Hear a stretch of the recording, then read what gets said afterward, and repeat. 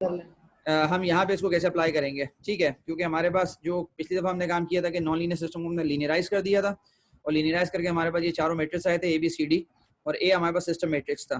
तो अब हम बेसिकली देखेंगे कि जो सिस्टम मैट्रिक्स के अंदर जो इन्फॉर्मेशन है, मतलब उससे हम वो हम कैसे मतलब यूज़ कर सकते हैं फॉर स्टेबिलिटी एनालिसिस। तो ए आपके पास जो मैट्रिक्स है, हम उसकी आइगन वैल्यूज डिटरमिन करेंगे। आइगन वैल्यूज हमारे पास they come from the characteristic polynomial. Characteristic polynomial आपके पास जो लिखा है फाई लैम्डा, जो लिखा हुआ है डिटर्मिनेंट लैम्डा आई माइनस ए। तो मैं थोड़ा सा इसको एक्सप्लेन कर देता हूँ, और उसके बाद क्योंकि नॉर्मली मतलब आप लोगों ने अंडरग्रेड ये सब कॉन्सेप्ट्स आपने देखे हुए हैं, ये लीनियर अलजेब्रा का कॉन्सेप्ट है, लेकिन जिस तरह हमको पढ़ाया जाता है और जो हमारी बेसिक नॉलेज होती है, तो हमें कुछ आइडिया नहीं होता कि ये आइगन वैल्यूज की इसका मतलब क्या है। बहुत सारे लोग तो बिल्कुल भी इसका नाम भी नहीं जानते हैं, और बहुत लोगों ने 90% लोगों ने पढ़ा होता है, लेकिन वो कोई आइडिया नहीं होता कि भाई इसका फायदा क्या है। मैं लीनियर अलजेब्रा की मैथ्स में नहीं जाऊंगा, मैं वेक्टर स्पेसेस में नहीं जाऊंगा, क्योंकि वो वहाँ के कॉन्सेप्ट्स हैं। यहाँ पर हमारे पास कि जिस तरह ट्रांसफर फंक्शन हमारे, क्योंकि all of you know transfer functions, तो ट्रांसफर फंक्शन हमारे पास जिस तरह हमारे पास न्यूमरेटर और डिनोमिनेटर का पॉलिनोमियल होता है, और अगर मैं सिस्टम के पोल्स डिटरमिन करने होते हैं, तो मैं क्या कहता हूँ कि जी आपके पास जो डिनोमिनेटर है उसको आपके पास जीरो का इक्वेट कर देते हैं, and we get the poles, we get the poles of the. अब ये बार बार मैं यहाँ पे इसलिए लिख रहा हूँ ताकि आपको क्लियर हो कि यहाँ पे ये पोल्स और सारी ट्रांसफर फंक्शन ये होता ही एलटीआई सिस्टम्स के। We get the pole of the LTI systems. अच्छा, ये जो आपके पास इक्वेशन बनती है, ये जो आपके पास इक्वेशन बनती है, this is called the characteristic equation,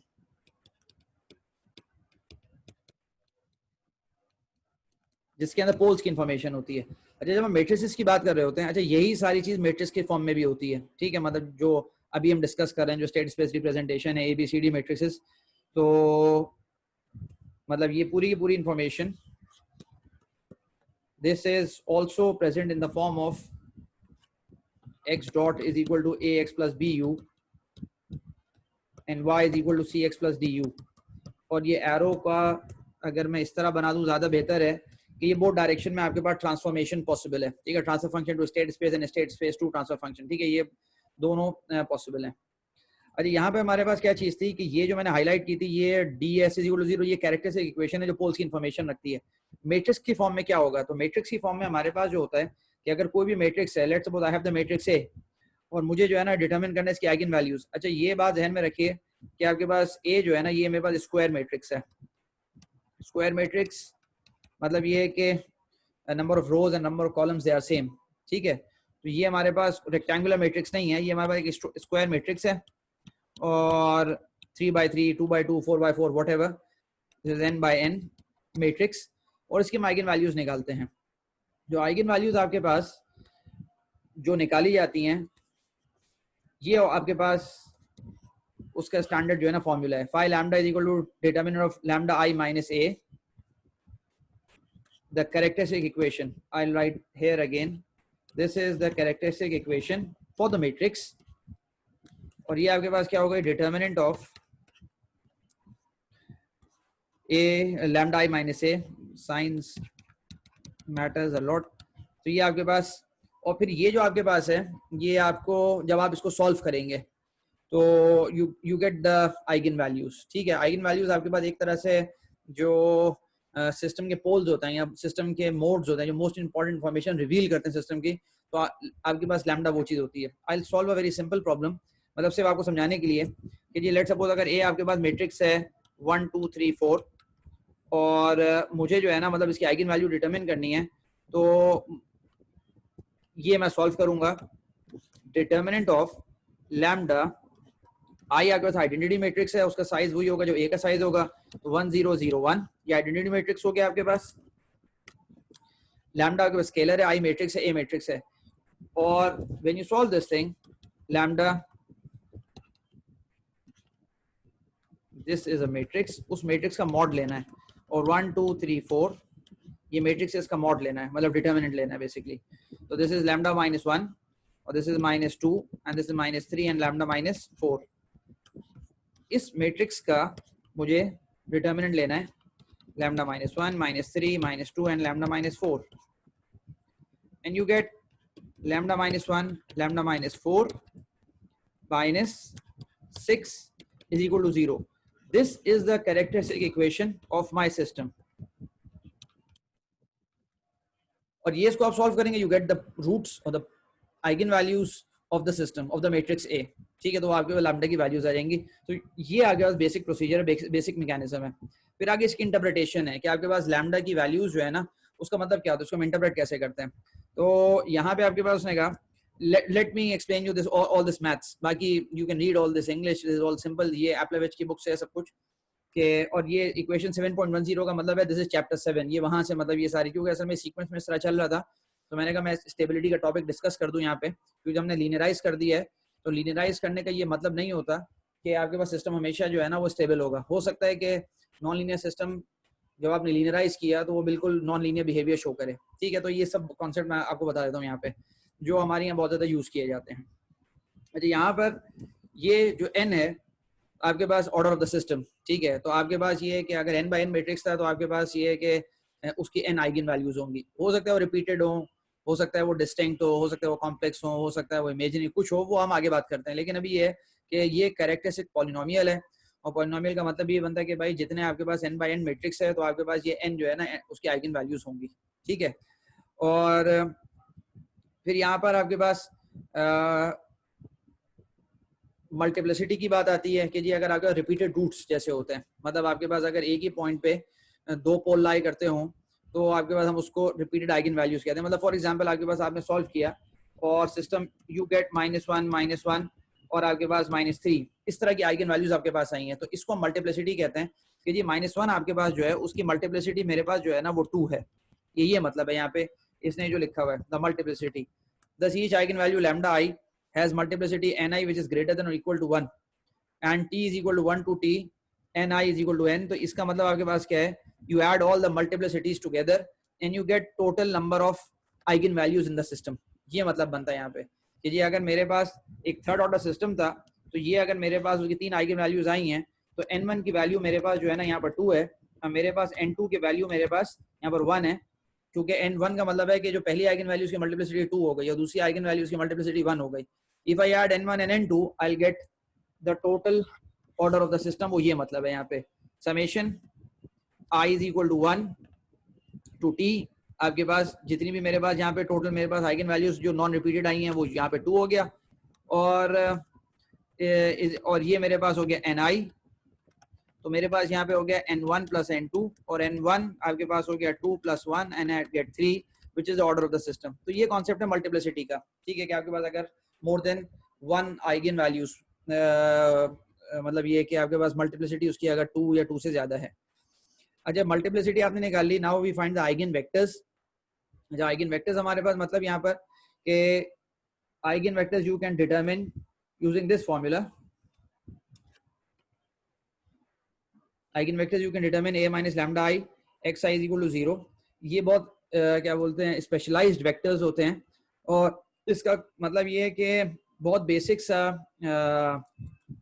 जो मतलब बहुत बेसिक मतलब इसका ये होता है कि जी आपके पास जो आइगन वेक्टर्स हैं जब वो ट्रांसफॉर्म होते हैं, मतलब ये कॉन्सेप्ट शायद आगे आए या नहीं आए, लेकिन बहरहाल मैं एक बेसिक बात बता दूं।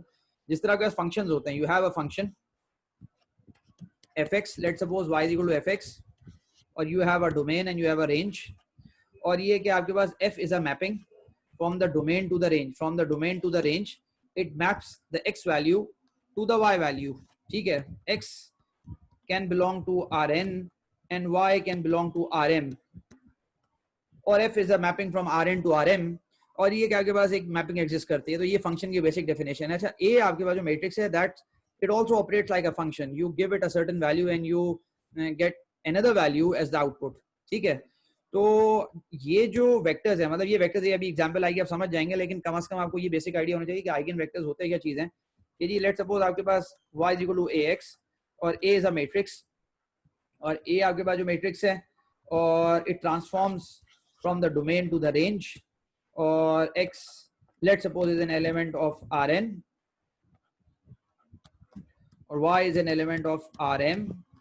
ये बाद में चीज आएगी इंशाल्लाह, लेकिन कम से कम यहाँ पे आइगन वेक्टर्स की क्योंकि बात आई है तो मैं आपको बता दूं अच्छा ए आपके पास जो है ट्रांसफॉर्मेशन है, A is a transformation which transforms the vectors in D in the domain to the vectors in R. और ये कि आपके पास आइगन वेक्टर्स वो स्पेशलाइज्ड वेक्टर्स होते हैं कि जो उनका डायरेक्शन इन द डोमेन होगा वही आपके पास डायरेक्शन उन रेंज के अंदर भी होगा।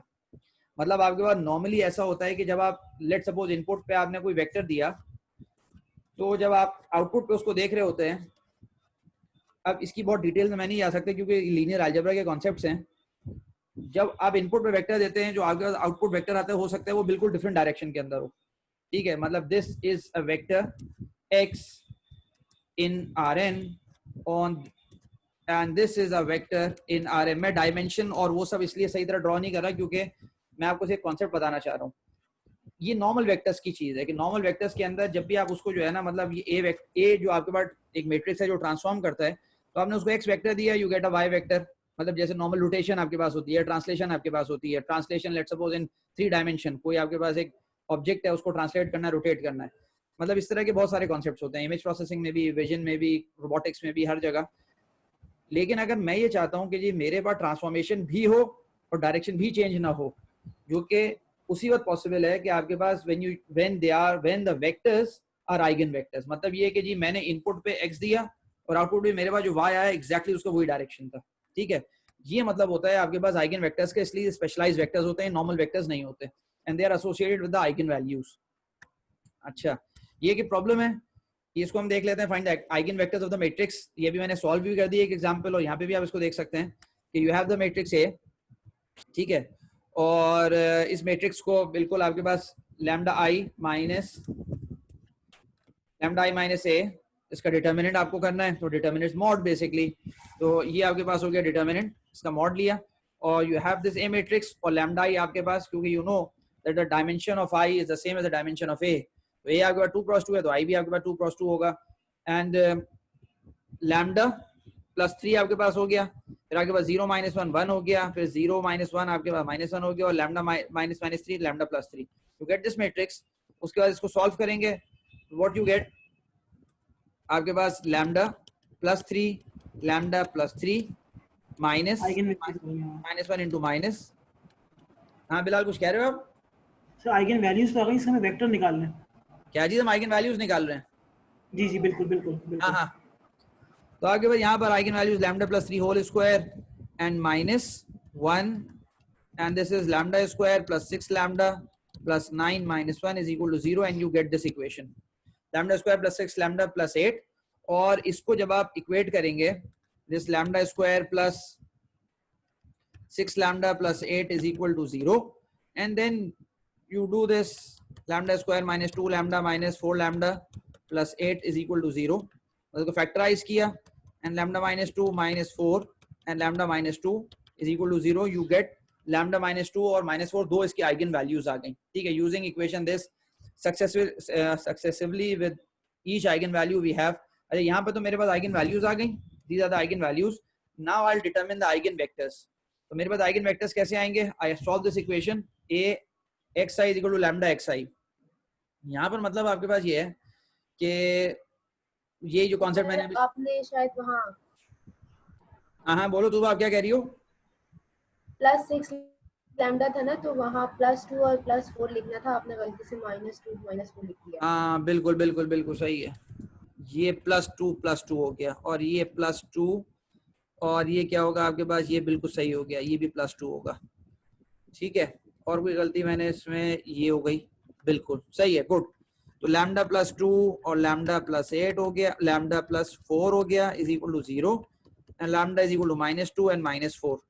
तो आई गेट दिस थिंग। ठीक है, थैंक यू। तो ये मेरे पास यहाँ से, अच्छा ये कि मेरे पास इसकी आइगन वेक्टर्स डिटरमिन करने हैं, तो आइगन वेक्टर्स आप जो डिटरमिन करते हैं वो आपके पास वी हैव दिस इक्वेशन, और इसके अंदर आपके पास ये ए मैट्रिक्स लिख दिया, एक्स आई आपके पास क्योंकि मेरे पास ये 2 डायमेंशनल स्पेस है, तो एक्स आई के कॉम्पोनेंट्स आपके पास 2 कॉम्पोनेंट x1 x2, और लैम्डा आपके पास पहला मैंने जो है ना आइगन वैल्यू ली, I take the first eigen value और उसके कॉरेस्पॉन्डिंग में आइगन वेक्टर डिटरमिन करूंगा। और ये एक्स आई और ये एक्स आई क्योंकि आपके पास सेम है, तो ये एक्स आई आपके पास x1 x2 हो गया, तो ये भी x1 x2 हो गया। अब इस इक्वेशन को सॉल्व करो तो वहां पास क्या बना, -3 -3 into x1 -3x1 plus x2 is equal to -2x1 और x1 -3x2 is equal to -2x2। तो ये दो इक्वेशन मेरे पास ये आ गई। अब मैंने क्या करना है, मैं आई सॉल्व दिस। तो पहली अगर इक्वेशन को मैं देखूं तो x2 is equal to -2x1 plus 3x1 and I get x2 is equal to x1। तो ये मेरे पास, और इसी तरह अगर मैं दूसरी इक्वेशन को भी सॉल्व करूं द सेकंड वन, तो x1 is equal to x2, I get the same thing। ठीक है, बिल्कुल सर। अब ये कि मेरे पास ये कॉन्सेप्ट क्या है कि मेरे पास if I am getting the same, मतलब वो कह रहा है कि x1 और x2 सेम है, तो x1 और x2 सेम आपके पास हो गया, तो मैं अज्यूम करता हूँ कि जी लेट सपोज मेरे पास कोई वैल्यू है x1 की अगर मैं वैल्यू अज्यूम करूंगा c, एक कांस्टेंट वैल्यू, तो आपके पास x2 भी आपके पास c होगा। अगर x1 को अल्फा ले लूं, x1 को मैं बीटा ले लूं, x1 को गामा ले लूं, कोई भी वैल्यू ले लूं, x1 is a constant value, तो x2 भी आपके पास कांस्टेंट हो जाएगा। ये मतलब है यहाँ पे। तो यहाँ पे आप ये देखें कि ये इतनी ब्यूटी है इस मैट्रिक्स की कि -3 1 1 -3 आप करके देखना है इसको, और this is CC and this is -2 और आपके पास CC। तो ये आपके पास आइगन वैल्यू है और ये आपके पास आइगन वेक्टर है, ये आपके पास आइगन वेक्टर है। और CC का मतलब ये है कि you can take any value of C because C is a real number, C belongs to real number, C is an element of R। तो आपके पास अगर C को 1 ले लोगे, 2 ले लोगे, 3 ले लोगे, ये सब आइगन वेक्टर्स होंगे। ठीक है, तो let's suppose if I take the value of C to be 7, let's suppose, तो मेरे पास जो कॉरेस्पॉन्डिंग आइगन वेक्टर है वो 7 हो गया और lambda is equal to 2, lambda is equal to -2। लेकिन ये ध्यान में रखना कि आइगन वेक्टर्स यूनिक नहीं होते हैं, आइगन वैल्यूज यूनिक होती हैं, आइगन वेक्टर्स यूनिक नहीं होते। If I take let's suppose C के वैल्यू आपके पास 1 ले लिया, तो आपके पास आइगन वेक्टर 1 हो जाएगा। for C is equal to 7 and for C is equal to 1। Eigen vectors का सारा कॉन्सेप्ट ये होता है, उनका डायरेक्शन सेम होता है। तो 7 7 का वही डायरेक्शन है जो 1 1 का डायरेक्शन है। और आपके पास जितने भी आपके पास, अगर आप इस डायग्राम को समझते हो, लेट सपोज ये मेरे पास x1 x2 है, तो जो मेरे पास 1 1 का डायरेक्शन है एग्जैक्टली 7 7 का भी वही डायरेक्शन है। 1 1 का मेरे पास ये डायरेक्शन है, दिस इज 1 1। और अगर आपके पास you move on gradient sign का एक तरीके से कह सकते हैं, एंड दिस इज 7। जी आप क्या कह रहे हैं? सही कह सकते हैं कि ग्रेडियंट कांस्टेंट है। ना ना ना ना बिलाल, ये जो भी आप हैं, बिलाल हो कौन हो? जी बिलाल। ना ना ना बिलाल, ये कॉन्सेप्ट गलत है। ग्रेडियंट यहाँ पे कुछ भी नहीं है। ये वेक्टर स्पेस है, वेक्टर स्पेस के अंदर वेक्टर का डायरेक्शन जो है ना आपके पास सेम है। ग्रेडियंट का यहाँ कॉन्सेप्ट बिल्कुल नहीं है। ठीक है, जब हम आगे चलते हैं तो हमारे सर पास इसमें एक चीज पूछनी थी सर। हाँ सर अगर हम इमेजिनरी की वैल्यू को भी कंसीडर करें तो फिर वो किधर लाई करेंगे सर इस आइगन वैल्यूज के अंदर? आइगन वैल्यू इमेजिनरी आई नहीं है तो वेक्टर्स हम उस तरह से कंप्यूट नहीं करेंगे। इमेजिनरी अच्छा। जो है ना हम ड्रॉ नहीं कर सकते इस पे, इस प्लेन पर। इस पे मैंने बिल्कुल सिंपल एग्जांपल आगे आपको कॉन्सेप्ट क्लियर हो जाए है क्या चीज। इमेजिनरी अगर सही। आपके पास आइगन वैल्यूज हैं तो वो फिर हम जो है ना वो ट्रांसफर फंक्शन प्लेन पे, इस प्लेन पे उसको ज्यादा अच्छी तरीके से विजुअलाइज कर सकते हैं। ठीक है, ठीक सर, ठीक है सर, ठीक ठीक है। है। हमारे पास अभी ये पहला आइगन वेक्टर हमारे पास आ गया, the first eigen vector associated with lambda is equal to -2। और आगे बस सेकंड जो आइगन वेक्टर है विद -4, ये बिल्कुल बच्चों वाली चीज है, you it will be C and -C। तो आगे पहला आइगन वेक्टर ये हो गया, दूसरा आइगन वेक्टर ये हो गया। अब ये भी कह सकते हैं कि जी पहला आइगन वेक्टर आपके पास x1 इज इक्वल टू, क्योंकि वो CC था तो 7 7 भी हो सकता है, और x2 आपके पास C और -C है, तो आपके पास ये 7 और -7 ले लिया आपने। All there is all this possibility. ठीक है, तो आइगन वेक्टर्स आपके पास जो है ना वो डायरेक्शन बता रहे होते हैं, लेकिन ये आइगन वैल्यूज यूनिक होती हैं। तो ये बेसिक सारा डिस्कशन है, लेकिन अभी हमने बिल्कुल बात नहीं की है कि स्टेबिलिटी का क्या ताल्लुक है। मैं दोबारा एक दफा रिपीट कर देता हूँ क्योंकि ये हम डिस्कशन क्यों कर रहे हैं। लेवल नॉन लीनियर सिस्टम्स है, उनको एनालाइज करना इट्स एक्सट्रीमली डिफिकल्ट। उनकी स्टेबिलिटी एनालिसिस करना, ये देखना कि भाई सिस्टम स्टेबल भी है नहीं है, it's very difficult. What we have done, हमने उसको लीनियराइज कर दिया। हमने यूज टेलर एक्सपेंशन, भी लीनियराइज, जो पिछली दफा सारा गुजरा है। लीनियराइज करने के बाद we got the matrices ABCD। हमारा ज्यादा फोकस अभी A पर है क्योंकि A is the system matrix. System matrix को आपके पास उसकी आइगन वैल्यूज हम डिटरमिन करते हैं और फिर क्या बोलते हैं उससे हम जो है ना वो स्टेबिलिटी को एनालाइज करते हैं कि भाई मतलब ये कि आइगन वैल्यूज क्या हैं और उसके लिहाज से क्या बिहेवियर होगा। ठीक है, ये समरी है जो बात अभी तक मैंने की है। Stability, linearisation helps in determining the stability of the non linear systems. तो ये मतलब सबसे बड़ा एडवांटेज लीनियराइजेशन का ये कि आप स्टेबिलिटी एनालिसिस कर सकते हैं, लेकिन इसमें एक प्रॉब्लम है। In general real life problems में only be modelled by non linear system. जो रियल वर्ल्ड आपके पास सारी मॉडलिंग है वो नॉन लीनियर सिस्टम्स की मॉडलिंग होती है। and determining the stability of non-linear system is not a trivial task. It's extremely difficult. आप में से तो कोई आदमी नहीं होगा, मैंने पिछली दफ़ा कोर्स पढ़ाया था पिछले से पिछले सेमेस्टर में नॉन लीनियर सिस्टम्स का, तो उसके अंदर जो पूरा डिस्कशन था तकरीबन 4 महीने वो स्टेबिलिटी एनालिसिस पे था ऑफ नॉन लीनियर सिस्टम्स, फिर उनके कंट्रोल्स पे बात हमने की थी। लेकिन सबसे बड़ा मसला ये होता है कि उनको स्टेबलाइज करना इट्स एक्सट्रीमली डिफिकल्ट, और नॉन लीनियर कंट्रोल्स की जो सारी मैथ्स है, तो हम क्योंकि हम लीनियर सिस्टम थ्योरी पढ़ रहे हैं तो हम लीनियराइज करते हैं और फिर हम स्टेबिलिटी देखते हैं। अच्छा, यहाँ पे ये बात हो गई कि it's not a trivial task, it's a difficult job, sometimes it's very challenging. PhD के अंदर सबसे बड़ा मसला ये होता है कि आपके पास अगर आप मतलब ये है कि estimation theory, control, system identification में काम कर रहे हो तो एक बहुत बड़ा इशू होता है कि स्टेबिलिटी एनालिसिस के भाई सिस्टम स्टेबल भी है या नहीं है। फिर हम लियापनोव की तरफ जाते हैं और बहुत बड़ा मसला ये बनता है कि लियापनोव फंक्शन बनाना बहुत मुश्किल हो जाता है। मतलब मेरा एक पेपर था एक बहुत बड़े जर्नल के अंदर, तो उन्होंने मुझसे सब कुछ एग्री कर गए थे, लेकिन उन्होंने फिर आखिर में कहा था कि जी आपको स्टेबिलिटी एनालिसिस करना है यूजिंग लियापनोव थ्योरी। तो ये है कि वो फिर बहुत ज़रूरी हो जाता है हमारे यहाँ कि भाई ये बताने के लिए कि भाई ये system in different situation stable रहेगा। तो ये है कि हम उन टॉपिक्स पे तो अभी बात नहीं कर रहे क्योंकि नॉन लीनियर सिस्टम का कोर्स नहीं है, लेकिन ये मैं इसलिए बता रहा हूँ ताकि आपको आइडिया हो कि the gravity of the situation, it's very difficult. तो बाज़ लोगों के पीएचडी अटक जाते हैं सिर्फ इस वजह से कि भाई मतलब आपने स्टेबिलिटी एनालिसिस जो है ना वो जेन्युइन होना चाहिए आपका। The main idea is to approximate a non linear system by linear one around the equilibrium point, जो कि मैं आपको बता चुका कि वो कैसे करना है। We hope that the behaviour of the solutions of the linear system will be the same as the non linear one. ये जुमला बहुत ही इंपॉर्टेंट सेंटेंस है कि वी होप कि आपके पास जो लीनियर सिस्टम बिहेव कर रहा है जिस तरह हमने नॉन लीनियर को लीनियराइज किया है ऑपरेटिंग पॉइंट पे, तो ये है कि जिस तरह लीनियर बिहेव कर रहा है तो वी आर होपिंग कि नॉन लीनियर भी ऐसे ही बिहेव कर रहा होगा। मोस्टली ऐसा हो जाता है लेकिन समटाइम्स ऐसा नहीं होता। This is the case most of the time, not all the time, sometimes it deviates. मतलब जो लीनियर मॉडल आपको बात बता रहा होता है वो कुछ और बता रहा होता है और एक्चुअल नॉन लीनियर सिस्टम कुछ और बता रहा होता है। तो वो बाद में चीज़ हम देखेंगे कि वो क्या मसला होता है उन जगहों पे। इसका मतलब फिर हम लीनियर मतलब उस जगह फिर हम लीनियर एनालिसिस नहीं कर सकते, फिर हमको नॉन लीनियर पे ही जाना पड़ता है।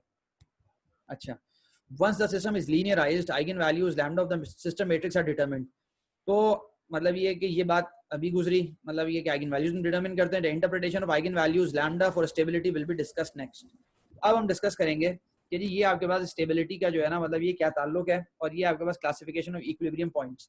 क्योंकि यहाँ पे हम 2D को विजुलाइज कर सकते हैं, तो यहाँ पे ये 2D ग्राफ्स हैं। तो यहाँ पे बेसिक असम्पशन ये है कि आपके पास हम सेकेंड ऑर्डर सिस्टम की बात कर रहे हैं, ठीक है। यहाँ पे this is the basic assumption which is not written here, और मैंने कुछ असल में साइलैब के अंदर कुछ ग्राफ्स प्लॉट किए हैं, तो मैं कोशिश करूंगा कि वो भी आपको दिखा सकूं उसको, या असर से पहले, असर के बाद, क्योंकि असर की नमाज आज 5 बजे है, तो we'll take a break at 4:45 या 4:50 के दरमियान हम ब्रेक लेंगे इंशाल्लाह।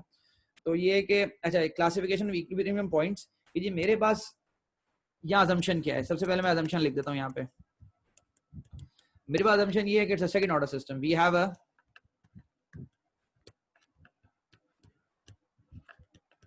Second order system. पहली बात तो ये हो गई, तो इसका मतलब ये है कि मेरे पास I have a matrix 2x2 matrix in which n is equal to 2। मतलब ये सब एक ही बातें हैं, लेकिन मैं इसलिए देख रहा हूँ ताकि आप में से वो लोग जो इन चीज़ों को पहली दफ़ा देख रहे हैं तो उनके लिए ये बात क्लियर हो। और जब हमारे पास दो हैं तो हमारे पास we have two states in the system. Let's call x1t and x2t। तो मेरे पास दो स्टेट्स हैं सिस्टम की, इररिस्पेक्टिव ये कोई मैकेनिकल सिस्टम है, इलेक्ट्रिकल सिस्टम है, कोई न्यूमेटिक सिस्टम है, हाइड्रोलिक सिस्टम है, ये क्या है मुझे इससे कोई मसला नहीं है। चाहे ये कोई मेरे पास एक डिजिटल सिग्नल प्रोसेसर है, उसके अंदर कोई फिल्टर मैंने डिज़ाइन किया है, मुझे इससे कोई ताल्लुक नहीं है। अगर मेरा फिल्टर मैंने ऐसा डिज़ाइन किया है कि मेरा फिल्टर आपके पास उसका ये वाला बिहेवियर है, या मैंने कोई न्यूरल नेटवर्क डिज़ाइन किया है और आपके पास जो है वो उसका ये वाला बिहेवियर है, मेरे पास अनस्टेबल स्पाइरल है, तो आई एम श्योर कि जी मेरे सिस्टम कन्वर्ज नहीं करेगा। मैं इन चीज़ों को मैं यूज़ नहीं कर सकता फॉर माई सिस्टम। तो इसलिए ये एनालिसिस बहुत ज़रूरी होता है, ये इन डेप्थ नॉलेज है आपके पास किसी भी सिस्टम की।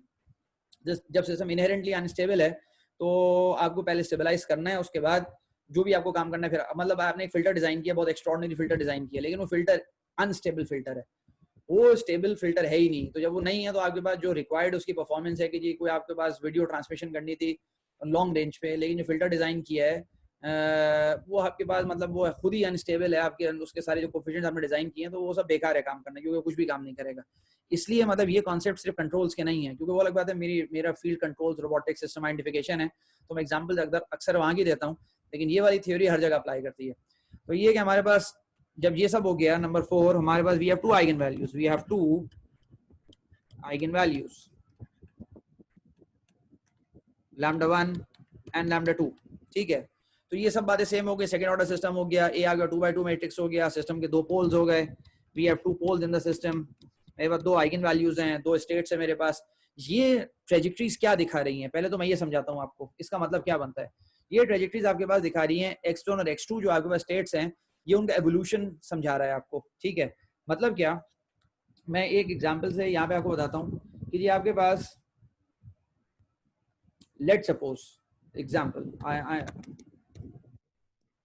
एग्जांपल आपके पास, मैं बहुत simple example, I take the example of a simple pendulum और मैं कहता हूँ this is an idealised pendulum, this is an ideal pendulum.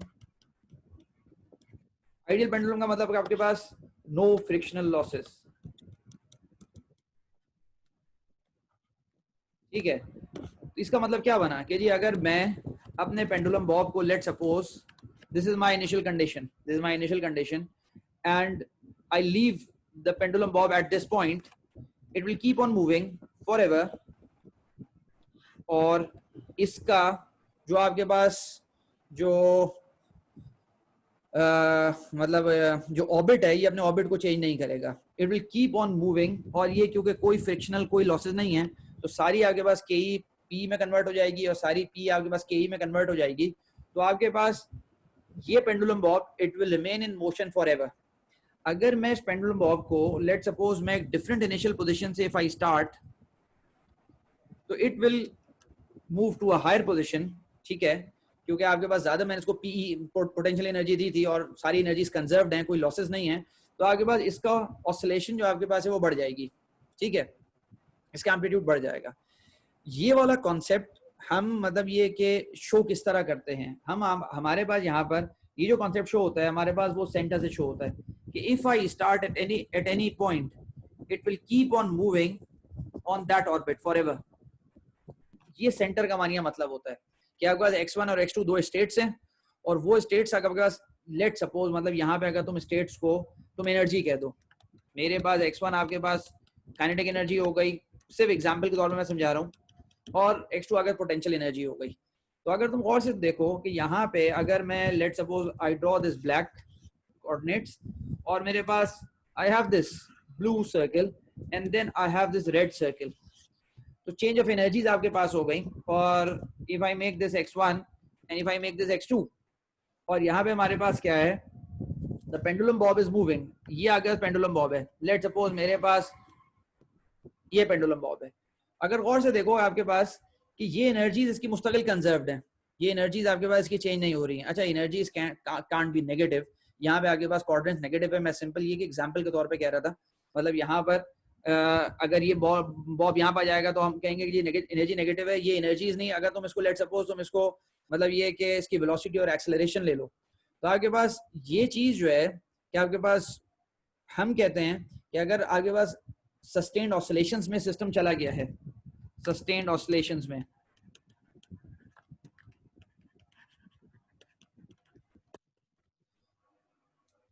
That is कि जी आपके पास ये मेरे पास बिहेवियर है, ये सस्टेन्ड ऑसिलेशंस है। ये वाला बिहेवियर आपके पास बहुत जगह आपको मिलेगा, रेजोनेटर्स के अंदर और बहुत जगह आपके पास ये चीज मिलेगी। सस्टेन्ड ऑसिलेशन में चला गया है तो ये हमारे पास मतलब होता है, ये जो हम रिप्रेजेंट करते हैं, we represent it as a centre. अच्छा, ये कि यहाँ पर ये सारी की सारी चीजें जो है ना मैं अभी एक्सप्लेन करूंगा कि आपके पास ये ट्रेजेक्टरीज जनरेट कैसे होती हैं। ये ट्रेजेक्टरीज आपके पास जनरेट होती हैं, जनरेट अभी तो सिंपल मैं एग्जांपल दे रहा हूँ कि भाई आइगन वैल्यूज मेरे पास आती हैं, डिफरेंट आइगन वैल्यूज पे मेरे पास जो है ना डिफरेंट इंटरप्रिटेशन है। लेकिन मैं अभी सिर्फ ये बता रहा हूँ कि सेंटर का क्या मतलब बनता है कि भाई इसका टाइम डोमेन में क्या रिस्पॉन्स बनेगा। अब स्टेबल नोड आपके पास है, फिर अभी मैं इसके बाद इसकी आइगन वैल्यूज भी लिखूंगा। मैं ये 6 के 6 आपके पास थोड़ा सा एक्सप्लेन करके फिर मैं लिखूंगा कि इनकी आइगन वैल्यूज किस टाइप की हैं, उस पर ये रिस्पॉन्स आता है। स्टेबल नोड आपके पास है, स्टेबल नोड का अगर आप गौर से देखें इसको, ये कॉन्सेप्ट क्या है, you start from any initial condition, you start from any initial condition, you start from any, this is the first initial condition, ये कोई और इनिशियल कंडीशन है, ये कोई और इनिशियल कंडीशन है, और आपके पास ये कोई और इनिशियल कंडीशन है। If you start from any initial condition, you always move towards zero. If you start from any initial condition, आपके पास you move towards zero, you move towards stability. no matter where you are, whenever you start moving, you will move towards the stability. जैसे आपके पास एक बहुत simple example इसी pendulum Bob की ले रहे हैं और इसके अंदर फ्रिक्शन अगर डाल दें, इस पेंडुलम बॉब के अंदर अगर मैं फ्रिक्शन डाल दूं तो क्या होगा कि आपके पास no matter what is the initial condition, आपके पास the system will move towards the origin, towards the stability. Rest zero, बिल्कुल बिल्कुल आएगा। क्या चीज? बिल्कुल, आप जब फ्रिक्शन ऐड करेंगे तो जाहिर सी बात है सिस्टम स्टेबल हो जाएगा, वो बीच में आके रुक जाएगा। वो हमेशा जाके अपने जो है ना वो आपके पास जो इक्विलिब्रियम पॉइंट है वहां पे आके रुक जाएगा। तो ये आपके पास कॉन्सेप्ट है स्टेबल नोड का, जिसको हम सिंक भी कहते हैं, ठीक है। अच्छा, ये ट्रेजेक्टरीज जनरेट कैसे होती है, ये x1 और x2 की, ये मैं अभी मतलब इंशाल्लाह बताता हूँ इसमें, लेकिन अभी बस ये कॉन्सेप्ट आप समझ लें कि ये मतलब इनका बनता क्या है। ये सर अगर ऑर्डर ऑफ सिस्टम बढ़ाते रहेंगे तो जब भी यही फॉलो होगा पूरा रूल? क्या चीज? अगर हम ऑर्डर ऑफ सिस्टम बढ़ा दें जब भी यही सेम बिहेवियर होगा? हायर डायमेंशंस के अंदर भी ये कॉन्सेप्ट्स वैलिड हैं, लेकिन क्योंकि हम हायर डायमेंशंस को हम हाथ से बना नहीं सकते, 3 डायमेंशंस की फिगर्स बहुत सारी बुक्स में फिर भी होती हैं 3 डायमेंशंस की, लेकिन सीधी बात है 3 से ऊपर आप मतलब आप कैसे विजुलाइज करेंगे? और हमारे पास सिस्टम बाद दफा 6th ऑर्डर सिस्टम है, 8th ऑर्डर सिस्टम है, तो उसमें आप क्या करेंगे? जी जी। तो इस वजह से हमारे पास हम सेकंड ऑर्डर को हम मतलब ये कि हम एनालाइज करते हैं इस तरह करके और हम अंडरस्टैंड करने की कोशिश करते हैं, और हाई ऑर्डर पे हमारे पास यही चीज अप्लाई होती है कि इस तरह का बिहेवियर वहां पे आ रहा होगा, ठीक है। अच्छा, यहाँ पर स्टेबल स्पाइरल है, तो स्टेबल स्पाइरल आपके पास यहाँ पर क्या है कि यहाँ पर एक इंपॉर्टेंट कॉन्सेप्ट है कि जी मेरे पास सिस्टम के अंदर ऑसिलेशंस मौजूद थी, वो ऑसिलेशंस मेरे पास डाई हो रही हैं, और डाई होते होते मेरे पास मतलब अगर मैं इसको इस तरह प्लॉट करूं कि जी मैंने सिस्टम को स्टेप इनपुट दिया और my output it went like this, उसके अंदर आगे पास कुछ ऑसिलेशंस आई और उसके बाद वो डाई आउट कर गया। ये उस तरह का कॉन्सेप्ट होता है स्टेबल स्पाइरल का कि no matter at any point you start, मतलब अगर मैं इसको इस पॉइंट पे भी स्टार्ट करता ना तो ये इसका बिहेवियर यही होता, या आहिस्ता आहिस्ता स्पाइरल डाउन करते करते करते जाके 0 हो जाता। अगर मैं इसको लेट सपोज किसी और पॉइंट से स्टार्ट करता, इस पॉइंट से, इसका बिहेवियर एग्जैक्टली यही होता है कि ये स्पाइरल करते करते आपके पास जाके ये इक्विलिब्रियम पॉइंट पे अपने जो है ना डाई कर जाता। तो बहुत सारे बिहेवियर्स ऐसे हैं जो इसको मतलब इसको फॉलो करते हैं सिस्टम को।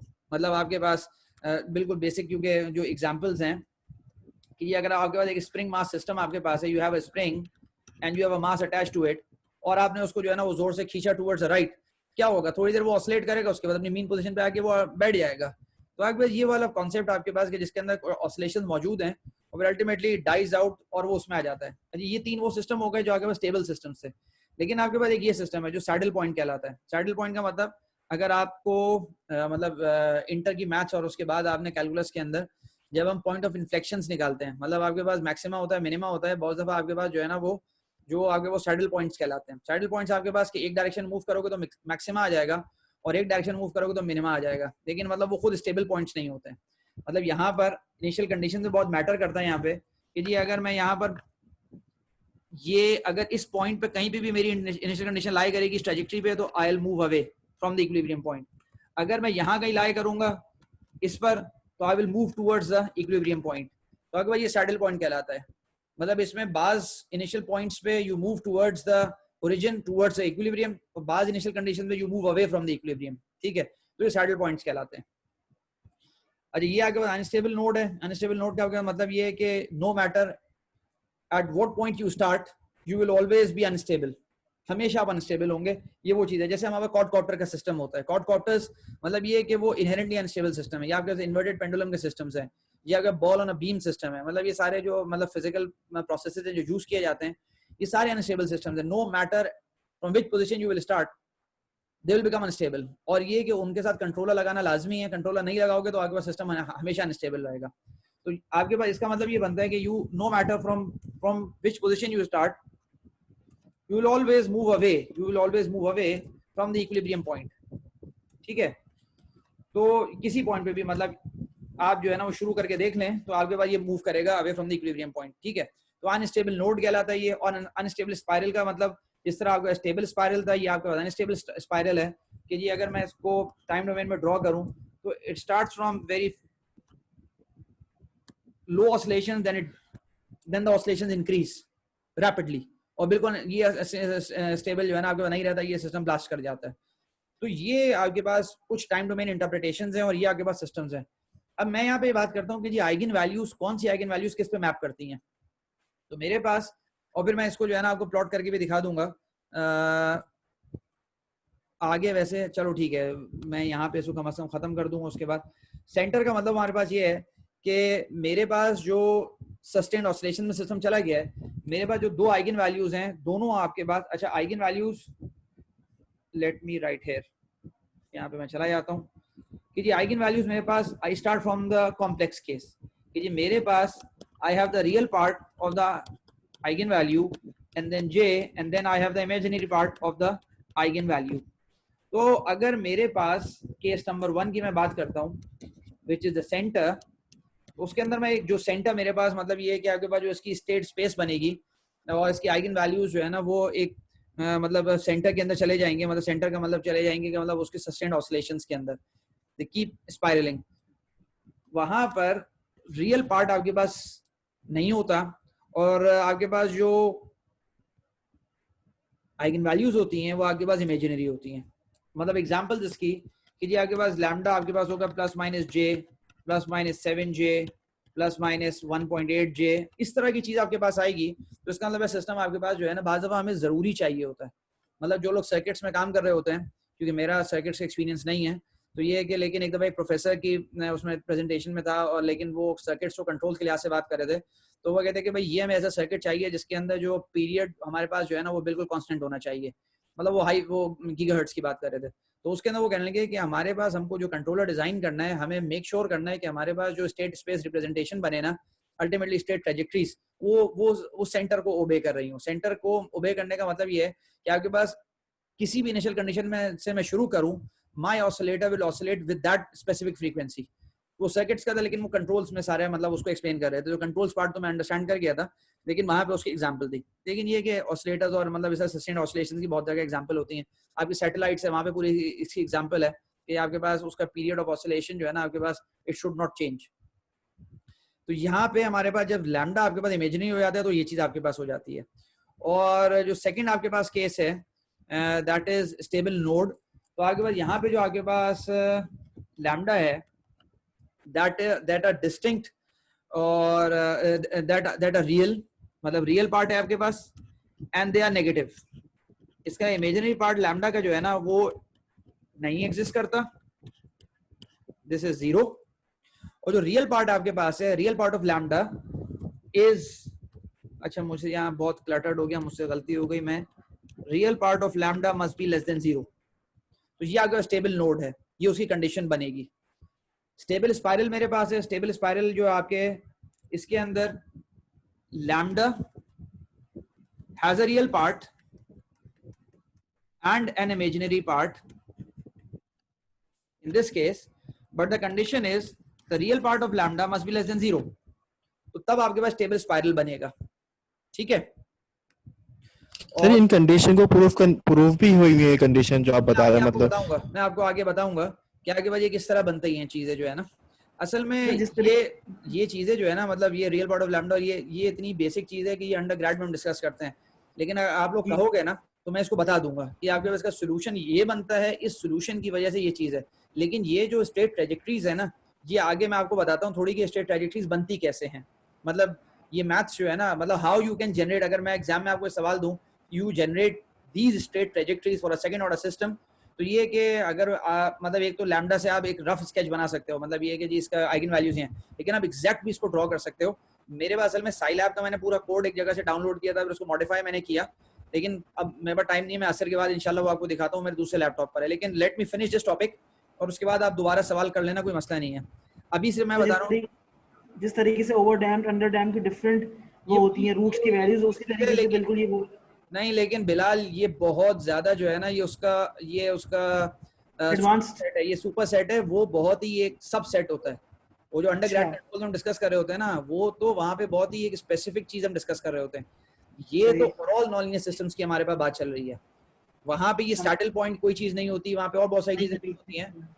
यहाँ पर तो चार केसेस होते हैं। ये तो पूरा सुपर सेट है ना, मतलब ये सारों को कवर कर रहा है। वहाँ पे तो बिल्कुल एक स्पेसिफिक चीज पे बात हो रही होती है। सही से, ठीक है सर, ठीक, ओके। अच्छा यहाँ पे मेरे पास जो सैडल पॉइंट है, वहाँ पे जो कंडीशन है लैम्डा, आपके पास दो लैम्डास हैं, मतलब एक लैम्डा आपके पास लेस देन 0 है और एक लैम्डा आपके पास लैम्डा 2 इज ग्रेटर देन 0 और आपके पास माई लैम्डा मतलब imaginary part of lambda 1 and imaginary part of lambda 2 are 0। तो मतलब ये दोनों they are real of lambda 1 and real of lambda 2। कि रियल पार्ट आपके पास लैम्डा 1 का एक लेस देन 0 है ग्रेटर देन 0 है, तो आपके पास you get a saddle point. मतलब ये है कि ये आपका सैडल पॉइंट की सिचुएशन बनती है कि फॉर सर्टेन इनिशियल कंडीशंस आप सिस्टम को स्टेबलाइज कर सकते हैं, लेकिन for certain initial conditions you can't do it. तो ये सैडल पॉइंट होता है जो कि एक डिफिकल्ट केस होता है। अनस्टेबल नोड मेरे पास आई नो कि जी मेरे पास ये वाला केस अनस्टेबल नोड जिसको सोर्स भी कहते हैं कि जी मेरे पास जो लैम्डास हैं the real part of lambda is greater than 0। मतलब मेरे पास यहाँ पे दो लैम्डास है, लैम्डा 1 लैम्डा 2, और दोनों जो आपके पास है इफ आई राइट लैम्डा आई तो वो ज्यादा बेहतर होगा कि लैम्डा 1 लैम्डा 2 दोनों केसेस वो कवर कर रहा है कि जी आपके पास यहाँ पर कि जी मेरे पास सिस्टम अनस्टेबल है। और जो आखिर में मेरे पास जो अनस्टेबल स्पाइरल मेरे पास आया वो मेरे पास जो कंडीशन है कि जी लैम्डा आपके पास wait a minute, एक minute, let me write it like this कि जी I have the real part and then I have the imaginary part of lambda and real part of lambda is greater than 0। तो मेरे पास I get this case। तो ये वो सारे cases है मेरे पास। अच्छा हमारी अजान शुरू हो गई है तो आई लीव 4:45 हो रहे हैं और फिर हम शुरू करते हैं इंशाल्लाह असर की नमाज के बाद इंशाल्लाह।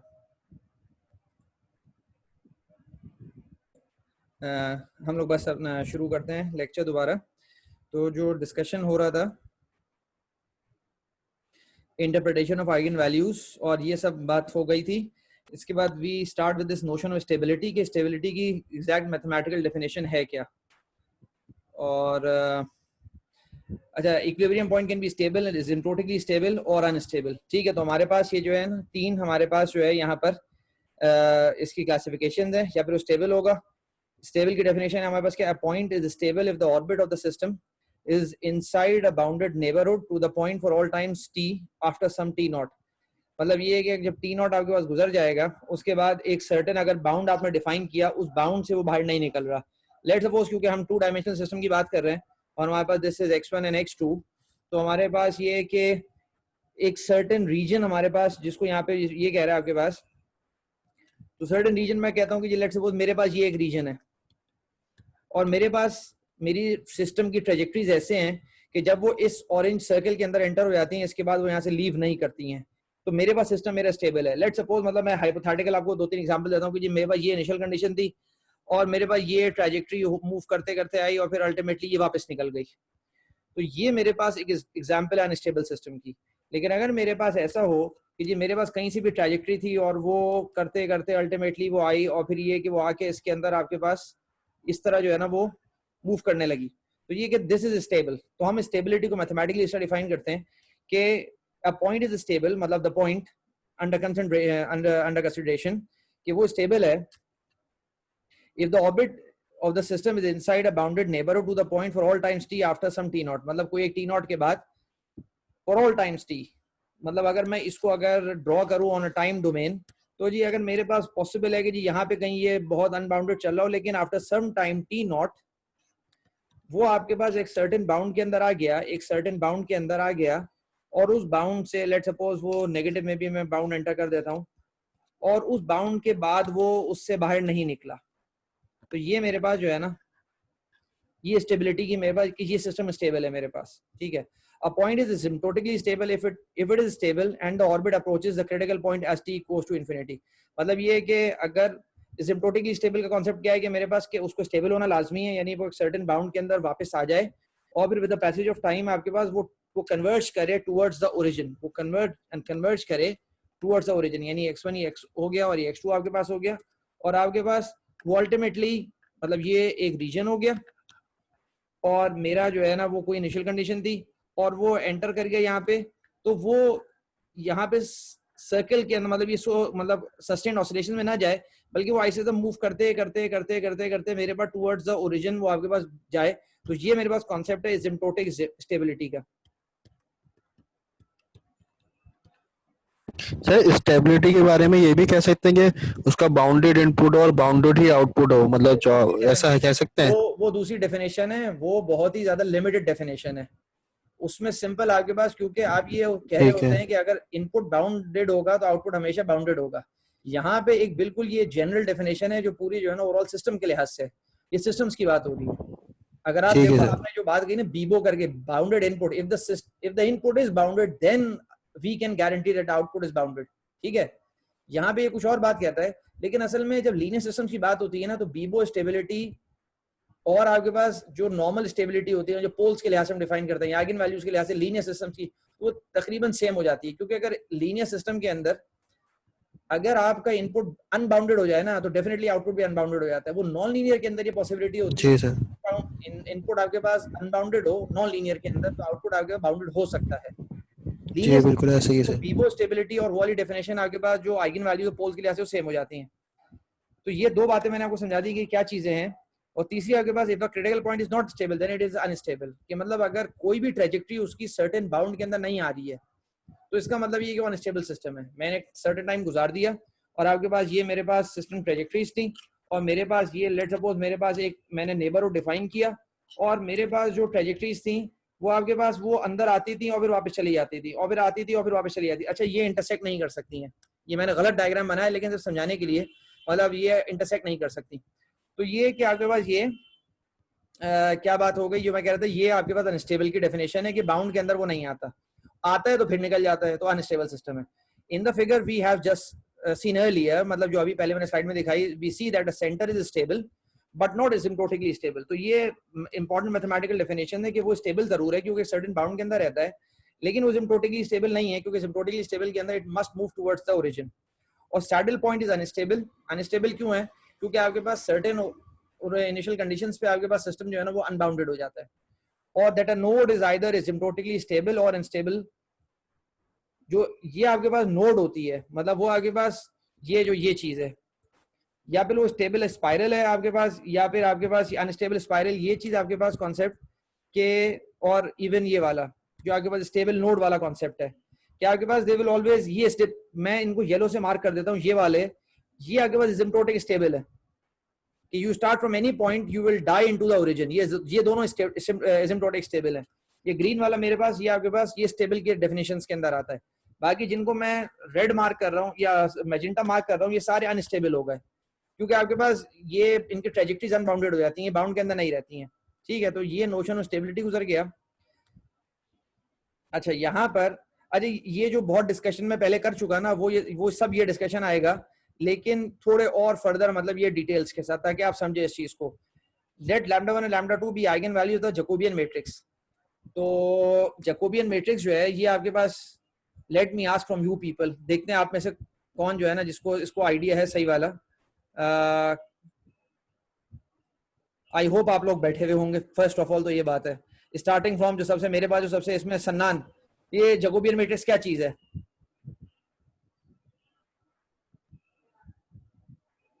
सन्नान आवाज आ रही है? अच्छा, सन्नान का अंदाजा नहीं। बिलाल मौजूद हो आप? नहीं सर, मौजूद हूँ मैं। अच्छा, सन्नान सर मैं मौजूद। अच्छा, जी बिलाल सर। साहब भी हैं। अच्छा अच्छा, माशाल्लाह भाई, ये वो लोग हैं जो जिनको हम जानते हैं, इसलिए हम उनके नाम लेते हैं। बाकी लोग जी भी जी भाई, मतलब कोई ऐसा मसला नहीं। ये बताओ जैकोबियन क्या चीज है? सर, फर्स्ट ऑर्डर कुछ डेरिवेटिव्स वगैरह होते हैं इसके अंदर, नहीं नहीं नहीं, ऐसा कुछ। आपके पास जो है ना, मतलब जब सिस्टम को लीनियराइज में कर रहा होता हूँ, तो पिछली दफा ये पूरी बात बताई थी कि जैकोबियन मैट्रिक्स आपके पास जो है, मतलब एक तरह से तुमने एक तुक्का जो मारा है फर्स्ट ऑर्डर, वो बात सही है क्योंकि उसमें हाई ऑर्डर नहीं आते, लेकिन ये कि आपके पास जी जी, matrix of partial derivatives of all बिल्कुल द बिल्कुल functions with respect to all the state variables. तो ये जैकोबियन की डेफिनेशन होती है, और जैकोबियन हमारे पास जो है ना वो सही। सिस्टम की इन्फॉर्मेशन दे रहा होता है जो ए मैट्रिक्स बनता है। ठीक है, अच्छा उसके बाद ठीक है सर, ठीक है। ठीक है, बहरहाल ये कि ये सिर्फ एक रिवीजन और कुछ नहीं। तो लेट लैम्डा 1 और लैम्डा 2 आगे आइगन वैल्यूज हैं जैकोबियन मैट्रिक्स की, और जैकोबियन मैट्रिक्स मिलता है हमारे पास फ्रॉम द लीनियराइजेशन थ्योरी जो हम नॉन लीनियर सिस्टम में अप्लाई करते हैं, और with a1 and a2 as a corresponding eigen vectors. अब वो देखो, मैंने आइगन वैल्यूज के लिहाज से बात समझाई थी, आइगन वेक्टर्स के लिहाज से समझा रहा है, तो यहाँ पे मतलब कॉन्सेप्ट सारे वही होते हैं। If both the eigen values are real and positive, lambda 1 lambda 2 दोनों आपके पास जो है ना वो पॉजिटिव है, then we have an unstable node. तो आपके पास अनस्टेबल सिस्टम होगा, मतलब ये वाला आपके पास जो है ना, जो कि किसी पॉइंट से भी आप स्टार्ट करेंगे, अनस्टेबल नोड के लैम्डा 1 लैम्डा 2 आप ग्रेटर देन 0 और आगे बाद you start from any point and you move away from the origin. अच्छा ओरिजिन ये जहन में रखना, ये क्योंकि बहुत सारी बातें जो है ना, ये मैं जो कह रहा हूँ, जब ये मैं कोई असाइनमेंट सॉल्व करने के लिए दूंगा ना, तो वहां पे आपको उसको प्रैक्टिकली अप्लाई करना पड़ेगा इस चीज को। ओरिजिन का यहाँ पे मतलब ये है कि द पॉइंट ऑफ लीनियराइजेशन, जिस पॉइंट पे आपने लीनियराइज किया है, इसको अपने पास नोट डाउन कर लेना। वो अलग बात है, सब वीडियो लेक्चर्स हैं, अब तो कोई इतनी टेंशन भी नहीं है। तो यहाँ पे ये जो ओरिजिन है ना, इसका मतलब होता है जिस पॉइंट पे आपने लीनियराइज किया सिस्टम को, ये मतलब होता है यहाँ पे। अच्छा उसने कहा कि जी लैम्डा 1 लैम्डा 2, अच्छा आप ये देखें आइगन वेक्टर्स उसने बनाए a1 a2, यहाँ पे ये दो इसने आइगन वेक्टर्स बनाए, और आइगन वेक्टर्स का कॉन्सेप्ट वही है जैसे मैंने हाथ से बना के आपको पहले समझा चुका हूँ कि जी जो उसकी वैल्यूज आती है ना, उस लिहाज से आइगन वेक्टर्स बनते हैं। और उसने ये कहा then we have an unstable node, the phase orbit or trajectories near x0 y0 are a parabola shaped family of curves that are tangent to a1, which is the eigenvector associated with the smaller of the two eigenvalues। तो आपके पास ये जो, अगर आप गौर से देखें, जिसको मैं रेड लाइन मार्क कर रहा हूँ, ये आइगन वेक्टर है और ये सारे पैराबोला उससे टेंजेंट है, ठीक है। और आपके पास दूसरा जो आगे आइगन वेक्टर आपके पास है, ये उसका मेजर एक्सिस हो गया जो पैराबोला का होता है। और आपके पास जिस पॉइंट पे भी स्टार्ट करेंगे, you move away from the equilibrium point, ये सिस्टम अनस्टेबल है, ठीक है। तो इसमें एक आइगन वेक्टर से कॉन्सेप्ट और आ गया। और दूसरा आपके पास अनस्टेबल नोड के अंदर आपके पास ये तो अनस्टेबल नोड का हो गया, if both eigen values are real and negative and we have a stable node, जो आपके पास ये वाला कॉन्सेप्ट है, you start from any point and you move towards the origin. तो ये आपके पास स्टेबल हो गया, ये आपके पास अनस्टेबल हो गया, ठीक है। और फेज ऑर्बिट्स आपके पास जो है पैराबोला शेप कर्व्ड है। अच्छा ये कर्व्स मैं आपको हाथ से जनरेट करके बताऊंगा ये होते कैसे कर्व्स, मतलब अभी तो एक कॉन्सेप्चुअल हम डेफिनेशन देख रहे हैं कि ये दो स्टेट वेरिएबल्स हैं x और y, और आपके पास ये उनकी स्टेट ट्रैजेक्टरीज हैं। और अच्छा कोई आप में से मुझे बता सकता है, चलो मैं किसी और से सवाल पूछता हूँ, मैं एक पॉइंट यहाँ पे मार्क करता हूँ, I mark this point red point, अच्छा I use another marker another colour, और अब मैं किसी और से पूछता हूँ, वेयर इज पार्टिसिपेंट्स, ठीक है जी, बिल सन्नान और ये हो गए। अजान आप मौजूद हैं?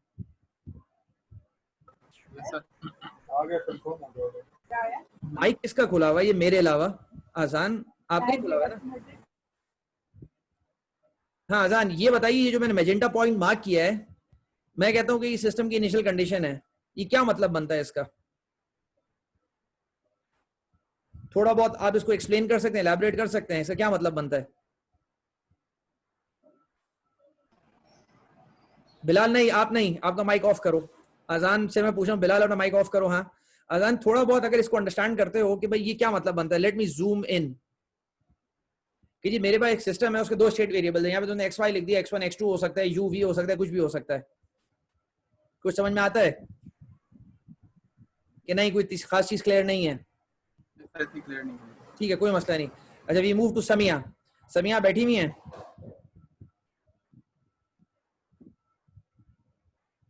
समिया बैठी हुई है क्या?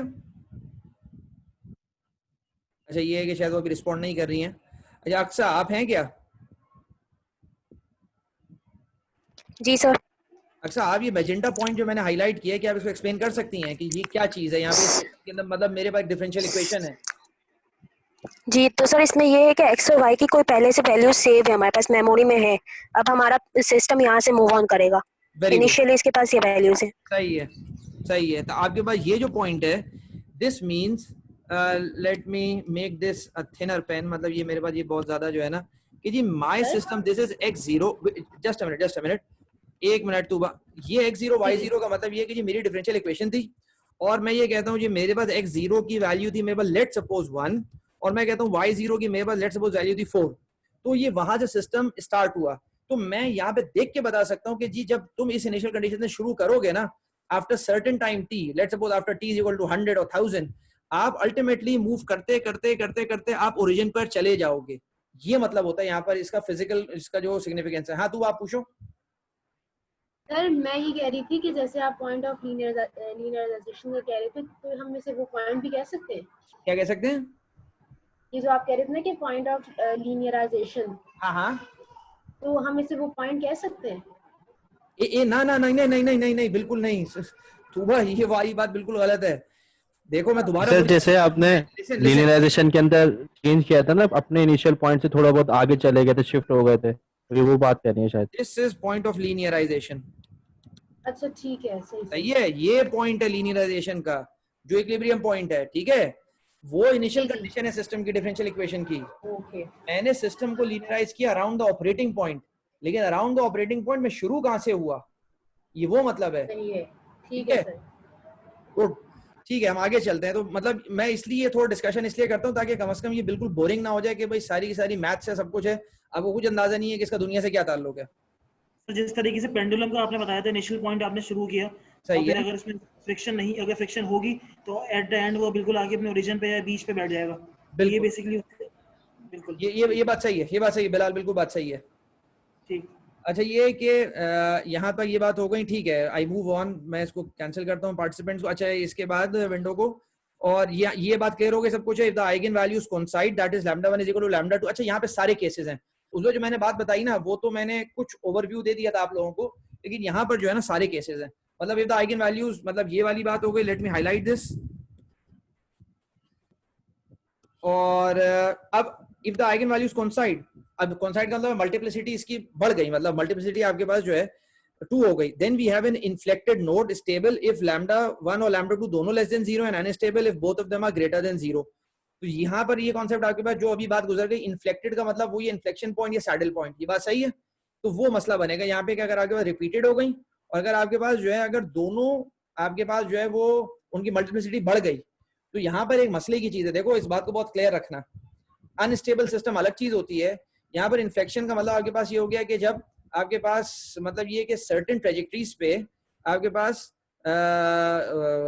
मतलब ये कि आप टुवर्ड्स इक्विलिब्रियम पॉइंट मूव कर रहे हैं और बास पे आप मूव नहीं कर रहे हैं। ठीक है, अब आगे चलते हैं। ये सैडल पॉइंट जो पहले भी अभी गुजर चुका, if both eigen values are real and one is positive and the other is negative, then we have a saddle. The phase orbits are a hyperbola shaped family of curves and are unstable in the A2 direction and stable in the A1 direction. तो आपके पास ये hyperbolas हो गए, और यहाँ पर आपके पास एक मिनट, आई थिंक मैंने बिल्कुल इसमें मैं कंफ्यूज कर गया हूँ। Inflected point, let me check again, क्योंकि यहाँ पर ये आपके पास तो पूरी कंडीशन इन्फ्लेक्टेड की, मुझे इसका जो है ना वो स्टेट ट्रेजेक्टरी से काम कर रहा हूँ, क्योंकि मेरे पास असल में साइलैब का वो है विंडो है, मैं कोशिश करके वो आपसे शेयर करके उसमें मैं जो प्रोग्राम है उसके अंदर मैं देख लूंगा। बट आई थिंक ये चीज जो है ना इन्फ्लेक्टेड नोड के अंदर इसका स्ट्रेट ट्रेजेक्टरीज में वहां से बना के भी देख लेता हूँ, लेकिन ये थोरो स्टेबल्स हैं, ये स्टेबल और ये आगे बाद अनस्टेबल है। इसके अंदर वो नहीं है एक सर्टेन इनिशियल कंडीशन पे आप स्टेबल पे आ रहे हैं, सर्टेन अनस्टेबल पे जा रहे हैं। ये आपके पास या फिर स्टेबल होगा या अनस्टेबल होगा। और इसका जो कॉन्सेप्ट आपके पास ट्रांसफर फंक्शंस के अंदर बनेगा कि आपके पास रिपीटेड पोल्स हैं ऑन द लेफ्ट या फिर आपके पास रिपीटेड पोल्स हैं ऑन द राइट। तो ये आपके पास जो है ये स्टेबल हो गया और ये आपके पास अनस्टेबल हो गया। एब्सोल्यूट है ये। हाँ, वहाँ पे एब्सोल्यूट है, बिल्कुल। मतलब वो चीज है कि भाई वो स्टेबल या अनस्टेबल है। सैडल पॉइंट के अंदर आपके पास ये है कि सर्टेन पॉइंट्स पे आपके पास, जैसे यहाँ पे इन्होंने एरो हेड से शो किया हुआ है कि आपके पास सर्टेन इनिशियल कंडीशन से you always move towards the origin, और फॉर सर्टेन आपके पास जो है इनिशियल कंडीशन से you move away from the point of stability. ठीक है, अच्छा यहाँ पे आपके पास stable unstable spiral and centres, तो यहाँ पे फिर आपके पास जो कॉम्प्लेक्स की वैल्यूज आ जाती हैं। कॉम्प्लेक्स आपके पास these are the complex eigenvalues. जी अगर आपके पास लैम्डा आर ग्रेटर देन 0 है तो आपके पास ये अनस्टेबल स्पाइरल है, और आपके पास ये अनस्टेबल स्पाइरल है कि no matter from which position you start, जो भी आपके पास इनिशियल कंडीशन है, जो भी आपके पास इनिशियल कंडीशन है, you move away from the point of linearisation.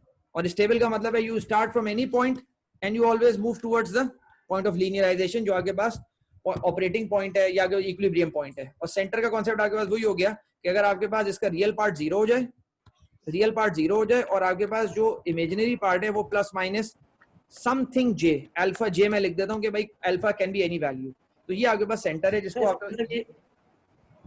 जी जो हाँ स्टेबल स्पाइरल है, स्टेबल स्पाइरल का मतलब है कि ये असिम्प्टोटिकली स्टेबल है ये। एक ना ना ना ना नहीं नहीं नहीं नहीं एक सेकंड ठहरो। ये स्टेबल स्पाइरल का मतलब है बिल्कुल एसिम्प्टोटिकली स्टेबल है, बिल्कुल ये बात बिल्कुल सही है। ठीक है, वो एसिम्प्टोटिकली स्टेबल बनेगा बिल्कुल। और ये आगे और बहुत डिटेल्ड डायग्राम्स हैं, ठीक है, जिसको आप बहुत गौर से समझ सकते हैं, देख सकते हैं। ये मुझे एक बहुत अच्छा फिगर मिल गया था उसे गूगल से, तो ये सब मतलब अब सब आइगन वैल्यूज के लिहाज से, और आप ये सारे फेस पोर्ट्रेट्स जो है ना ये हम प्लॉट कर सकते हैं यूजिंग साइलैब, ठीक है, जिसका मैं 3-4 दफा नाम ले चुका हूँ साइलैब का। लेकिन let me finish this lecture 2 और उसके बाद फिर हम देखते हैं। ठीक है, दैट्स फाइन, ठीक है। Stability of non linear system, face portrait approach, और आपके पास ये जो चीज अभी गुजरी ये सब फेस पोर्ट्रेट्स थे, फेस पोर्ट्रेट्स, फेस ऑर्बिट्स, ये जो सब गुजरे हैं ना, दीज आर फेस पोर्ट्रेट्स। ठीक है, ये आपके पास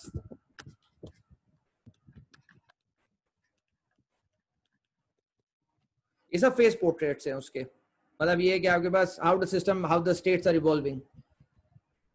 अच्छा, अब यहाँ पे वो क्या कहते हैं, consider system of linear differential equation x dash dx by dt is equal to ax या x dot is equal to ax, its phase portrait is a representative set of its solutions।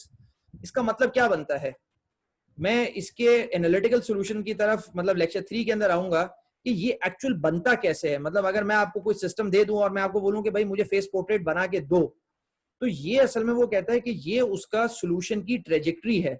Solution की trajectory का क्या मतलब बनता है कि जी अगर आप यहां से शुरू करेंगे, if you start from this initial condition, तो आपके पास एक मिनट, लेट मी एक मिनट, कोई तमीज वाला मैं देख लूं जिस तरफ जो है ना, जैसे ये तो सब अनस्टेबल शो कर रहा है, जैसे ये आपके पास है कि जी अगर मैं यहाँ से शुरू करूंगा तो ये मेरे पास स्ट्रेट ट्रेजेक्ट्री बनेगी और अल्टीमेटली ये डाउन कर जाएगा। इसके एनालिटिकल सॉल्यूशन होते हैं, ये न्यूमेरिकली जनरेट भी होते हैं लेकिन एनालिटिकल सॉल्यूशन होते हैं और ये आप हाथ से निकाल सकते हैं। तो ये बहुत इंपॉर्टेंट स्टेप है सिस्टम्स को समझने के लिए। तो हम उस तरफ को अब जा रहे हैं कि ये हम कैसे प्लॉट कर सकते हैं। अच्छा, consider a system of linear differential equations. This its phase portrait is a representative set of its solutions. Solutions का मतलब ये कि जी आपके पास वो ये बता देगा कि जी x1t is some expression and x2t is also some expression, ये इस तरह की बात बता देगा। अच्छा, phase portrait is plotted as a parametric curve with t as the parameter, कि उसके अंदर t जो है ना वो एक्सप्लिसिट नहीं होता, इम्प्लिसिट होता है। क्योंकि ये जो इक्वेशन आपके पास यहाँ पर आएंगी, ये let's suppose e minus t sine t करके आएंगी, और लेट्स सपोज मैंने सिर्फ एग्जांपल के तौर पे आपको बता रहा हूँ, ये एग्जैक्ट सॉल्यूशन नहीं है, ये इम्प्लिसिट, इसके अंदर टी एक्सप्लिसिट है। लेकिन जब हम ड्रॉ करते हैं फेस पोर्ट्रेट्स को, तो फेस पोर्ट्रेट तो यूं करके ड्रॉ होगी कि जी ये आपके पास x1 0 हो गया और x2 0 हो गया, और ये उसका सोल्यूशन कर्व है, और ये मेरे पास ये जो है ना टुवर्ड्स ओरिजिन ये मूव कर रहा है। यहां पर t parameter is implicit in the phase portrait, in face portraits, और यहां पर आपके पास जो है ये एक्सप्लिसिट है। मतलब एक्सप्लिसिट का मतलब ये कि जब मैं ड्रॉ करूंगा इनको, तो यहां पर मेरे पास let suppose this is x1, ये अगर x1t हो गई तो इसकी ट्रेजेक्ट्री ऐसे जा रही होगी कुछ, और मेरे पास x2 की ट्रेजेक्ट्री कुछ इस तरह करके जा रही होगी। ये बिल्कुल आपको क्लियर होनी चाहिए बात कि यहां पर ये आपके पास this is time, this is time. अभी हम इन सब बातों को डिस्कस करेंगे, मतलब ऐसा नहीं है, ये टॉपिक अभी गुजरा नहीं है। मतलब ऐसा नहीं है कि आप सोचें कि यार मुझे समझ में कुछ नहीं आया और सब गुजर गया है। मैं बार बार इसलिए कह रहा हूं ताकि आप पूरी की पूरी जो है ना आपको सीक्वेंस समझ में आए कि हम क्या बात कर रहे हैं। हमने सिस्टम को लीनियराइज करके देख लिया, लीनियराइज करने के बाद हम उसके आइगन वैल्यूज को देख लिया, और उसके बाद अब हम ये देख रहे हैं कि स्टेट ट्रेजेक्ट्रीज बनती कैसे हैं और फेस पोर्ट्रेट्स बनते कैसे हैं। Phase portrait is plotted as a parametric curve. यहाँ तक ये बात हो गई, ये हो गई। Similar to a direction field, a phase portrait is a graphical tool to visualize how the solution of a given system of differential equations would behave in the long run. होगा क्या ultimately उनके साथ, मतलब ultimately ये solutions किस तरफ को जा रहे होंगे। और in this context, the Cartesian plane where the phase portrait resides is called the phase plane. तो ये phase plane कहलाता है, और phase portrait आप जो drawing है उसको phase portrait कहते हैं, वो phase plane पे बनाई जाती है। The parametric curves traced by the solutions are sometimes also called their trajectories, कि वो किस trajectory पे move कर रहे हैं for different initial conditions। अच्छा, मुझे शायद जो है ना मुझे एक और सिस्टम को इस पे लॉगिन करना पड़े, तो मैं थोड़ा सा मतलब ये वाला कॉन्सेप्ट, ये 2-3 स्लाइड है, ये हाथ से बनाने के हैं कि आप फेस पोर्ट्रेट हाथ से कैसे बनाते हैं। लेकिन असल में मैं दूसरे सिस्टम को असल में उसको लाना चाह रहा हूँ जूम की मीटिंग पे। तो मैं भी थोड़ा सा मीटिंग पॉज करता हूँ और मैं उसको लाने की कोशिश करता हूँ इस पे सिस्टम पे, मतलब अपना लिंक शेयर करता हूँ व्हाट्सएप पे सब कुछ, और मैं उस सिस्टम को लाता हूँ। 1 मिनट। ठीक है सर, ठीक है।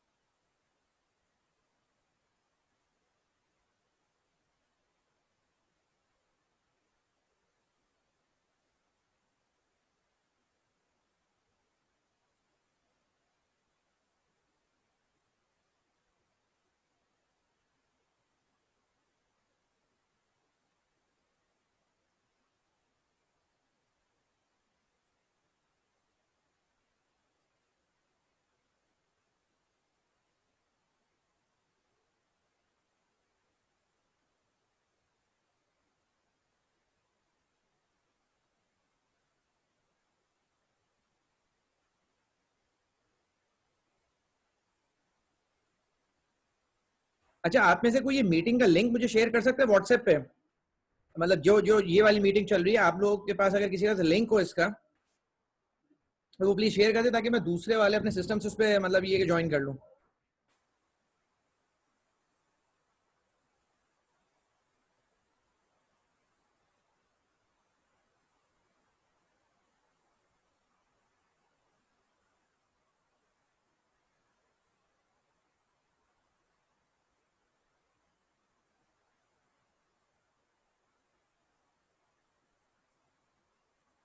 सर मैंने व्हाट्सएप पे सेंड किया है। ठीक है, मैं देखता हूँ, मैं उसे लॉग इन करता हूँ, एक मिनट ठहरिए। ठीक है।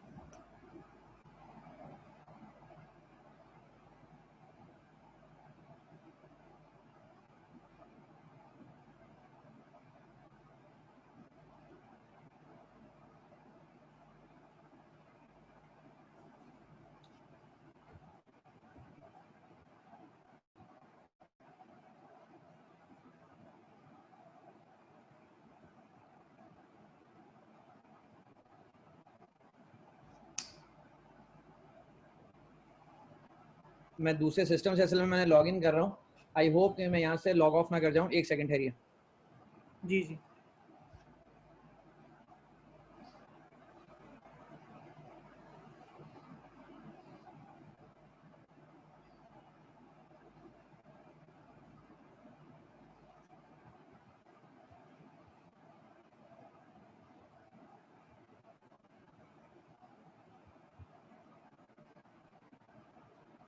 जी सर अब शो हो रहा है।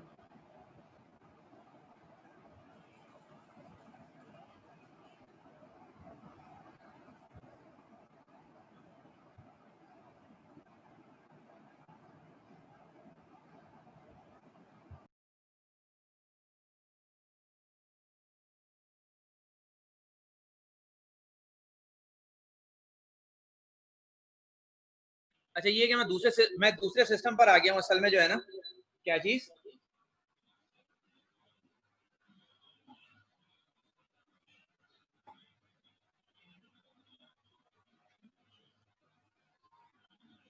अच्छा, ये मैं दूसरे सिस्टम पर हूँ।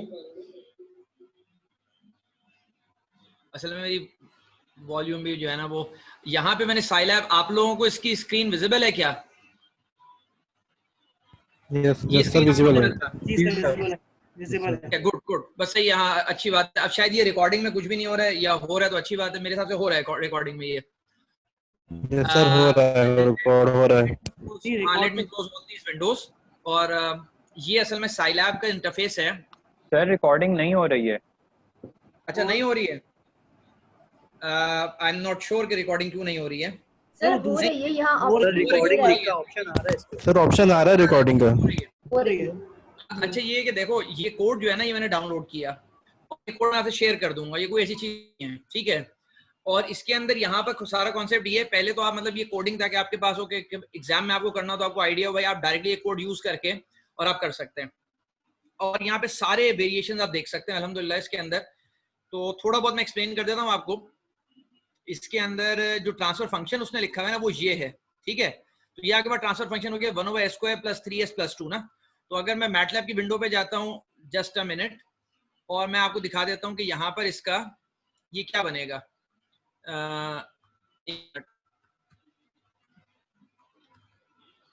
मेरे हिसाब से 1 3 2 हो गया, 1 3 और 2। तो ये -2 और -1 आपके पास ये इसके क्या बोलते हैं, पोल्स हैं सिस्टम के।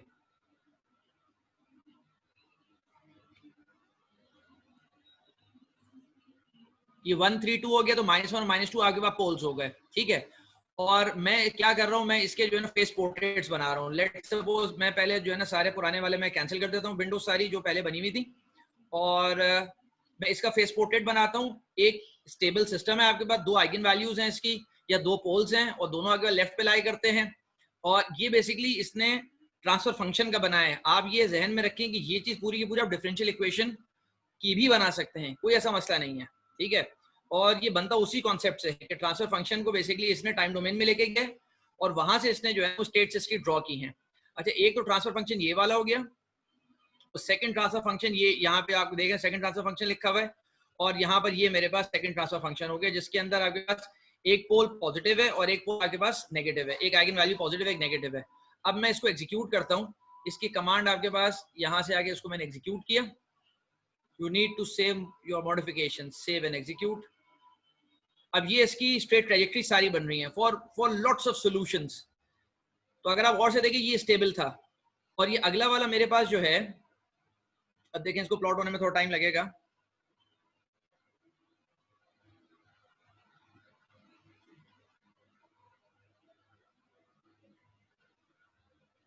अब ये सेकंड वाला भी प्लॉट हो गया। तो यहाँ पर जो सेकंड वाला जो है, ये आगे बाद एक स्पाइरल इसने शो किया है कि फॉर सर्टेन ट्रैजेक्टरीज आप जो है ना वो, जैसे ये वाली आपके पास है, you always move towards the origin, और for certain trajectories you move away from the origin.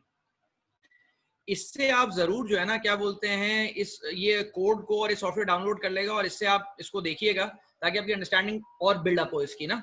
तो ये बेसिक चीजें जो मैंने दिखा दी फेस पोर्ट्रेट्स की, तो फेस पोर्ट्रेट्स की कोड मैं शेयर कर दूंगा इंशाल्लाह, तो आप इससे ड्रॉ कर लेगा। अच्छा, now I stop this window और फिर मैं I move back to my slides. तो ये कि पहले let me make this person the host, make host, yes, and then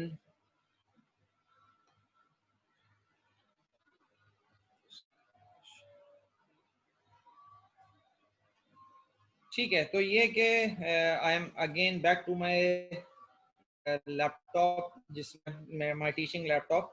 I hope यहाँ पे I am back my teaching laptop,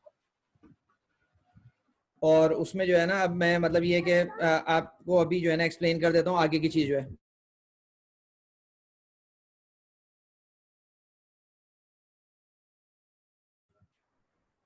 असल में सॉरी फॉर ऑल दिस, लेकिन ये कि मुझे दिखाना इसलिए ज़रूरी था ताकि कम से कम आप लोग खुद इसको जो है ना वो मतलब ये कि एग्जीक्यूट कर सके और कर सके काम, ताकि कोड आपके पास पूरा साइलैब आप इंस्टॉल कर सकते हैं सब कुछ।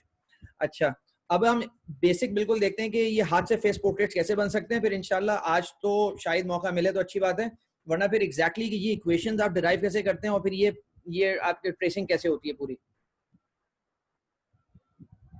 How to draw phase portrait of a non linear system and concept of null clines.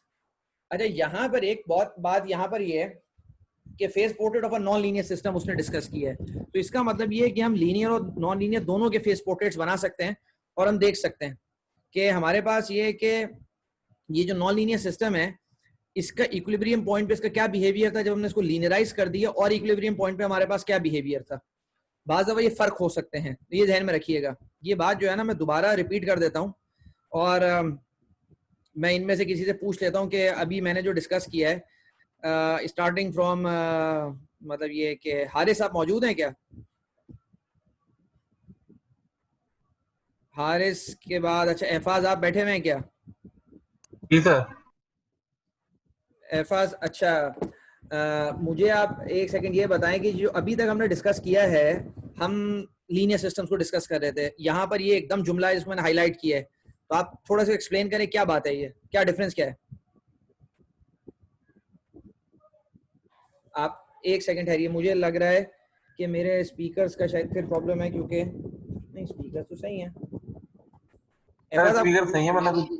अच्छा आप सोच रहे हैं, अच्छा अच्छा अच्छा, मैं समझा मेरे स्पीकर्स में मसला है। सर सोच भी रहा हूँ, समझ भी रहा हूँ। अच्छा ठीक है, चले हम आगे चलते हैं। हारिस तो अभी नहीं थे, एफाज आपसे पूछ लिया। जैद आप बैठे हुए हैं क्या? यस सर, जैसे कि अभी हमने लीनियर सिस्टम पे सारा काम किया, यहाँ नॉन लीनियर सिस्टम जो हमने आप आगे आपने इससे पहले लेक्चर में एक्सप्लेन भी किया था। ठीक है, तो वेरी गुड। बस मैं ये पूछना चाह रहा था, असल में यहाँ पर ये चीज है कि मैं फेस पोर्ट्रेट बना रहा हूँ, क्या बोलते हैं, जो अभी तक बात हुई वो लीनियर सिस्टम के थे। अच्छा, लीनियर सिस्टम के फेस पोर्ट्रेट अगर ना भी बनाए जाए ना तो उनकी आइगन वैल्यू से सारी बात पता चल जाती है। लेकिन नॉन लीनियर का तो मसला ये होता है कि नॉन लीनियर की जो नॉन लीनियर सिस्टम है, अगर मैं उसको लीनियराइज नहीं कर रहा और मैं मालूम करना चाह रहा हूँ कि भाई इसका क्या बिहेवियर है सॉल्यूशंस का, तो फेस पोर्ट्रेट से मुझे बहुत अच्छा अंदाजा हो जाता है। तो ये कॉन्सेप्ट है यहाँ पर, ठीक है। अच्छा, तो यहाँ पर ये consider the non linear system autonomous that is without inputs. तो मेरे पास ये है कि यहाँ पे इसके डिपेंडेंस ऑन टाइम नहीं है, मतलब ऑटोनॉमस है आपके पास, ये चीज है। और ये सिस्टम, तो ये मेरे पास एक नॉन लीनियर सिस्टम है और यहाँ पर एक नया कॉन्सेप्ट है एक्स नल लाइन का और वाई नल लाइन का।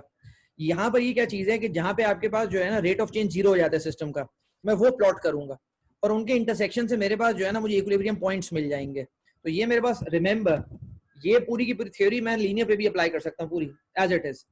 दिस इज आपके पास ये 2 फर्स्ट ऑर्डर ODEs हैं, ऑर्डिनरी डिफरेंशियल इक्वेशंस। अच्छा, आप में से अक्सर ने अंडरग्रेड में ये चीजें पढ़ी होंगी। तो मेरे पास अगर लेट सपोज मेरे पास थर्ड ऑर्डर सिस्टम है तो मेरे पास 3 फर्स्ट ऑर्डर ODEs बन जाती है। मेरे पास अगर फोर्थ ऑर्डर सिस्टम है तो मेरे पास 4 फर्स्ट ऑर्डर ODEs बन जाती हैं। तो फर्स्ट ऑर्डर ODE बनाना कोई बड़ी चीज नहीं होती है, ठीक है। तो मेरे पास यहाँ पर एक नॉन लीनियर सिस्टम है, this is a non linear. अच्छा, पिछली दफा जो मैंने क्विज आपको दिया था नॉन लीनियर प्रूफ करने का, वो मेरे हिसाब से जो मेरा एक रफ आइडिया वो 90% ने गलत सॉल्व किया। आइडिया नहीं है बेसिकली कि आपके पास लीनियरिटी शो कैसे करते हैं, वो अक्सर ने बस वैसे ही करके जो है ना जमा करा दिया था, आइडिया नहीं था अक्सरों को। अच्छा, ये एक नॉन लीनियर सिस्टम है जो आपके पास इसमें x y 2 वेरिएबल्स हैं। अब वो कहते हैं कि जी मुझे इसका फेस पोर्ट्रेट बनाना है। अच्छा, मुझे इसको लीनियराइज करना है तो we start from other people जिनसे बात अभी नहीं हुई है। अच्छा, तहरीम तो मौजूद हो? Yes sir. अच्छा, ठीक है, सही है। तूबा की भी आवाज आ गई थी। इरफान आप बैठे हुए हैं क्या? जी सर। अच्छा, और ताहिर हो गए? ताहिर आप भी मौजूद हैं?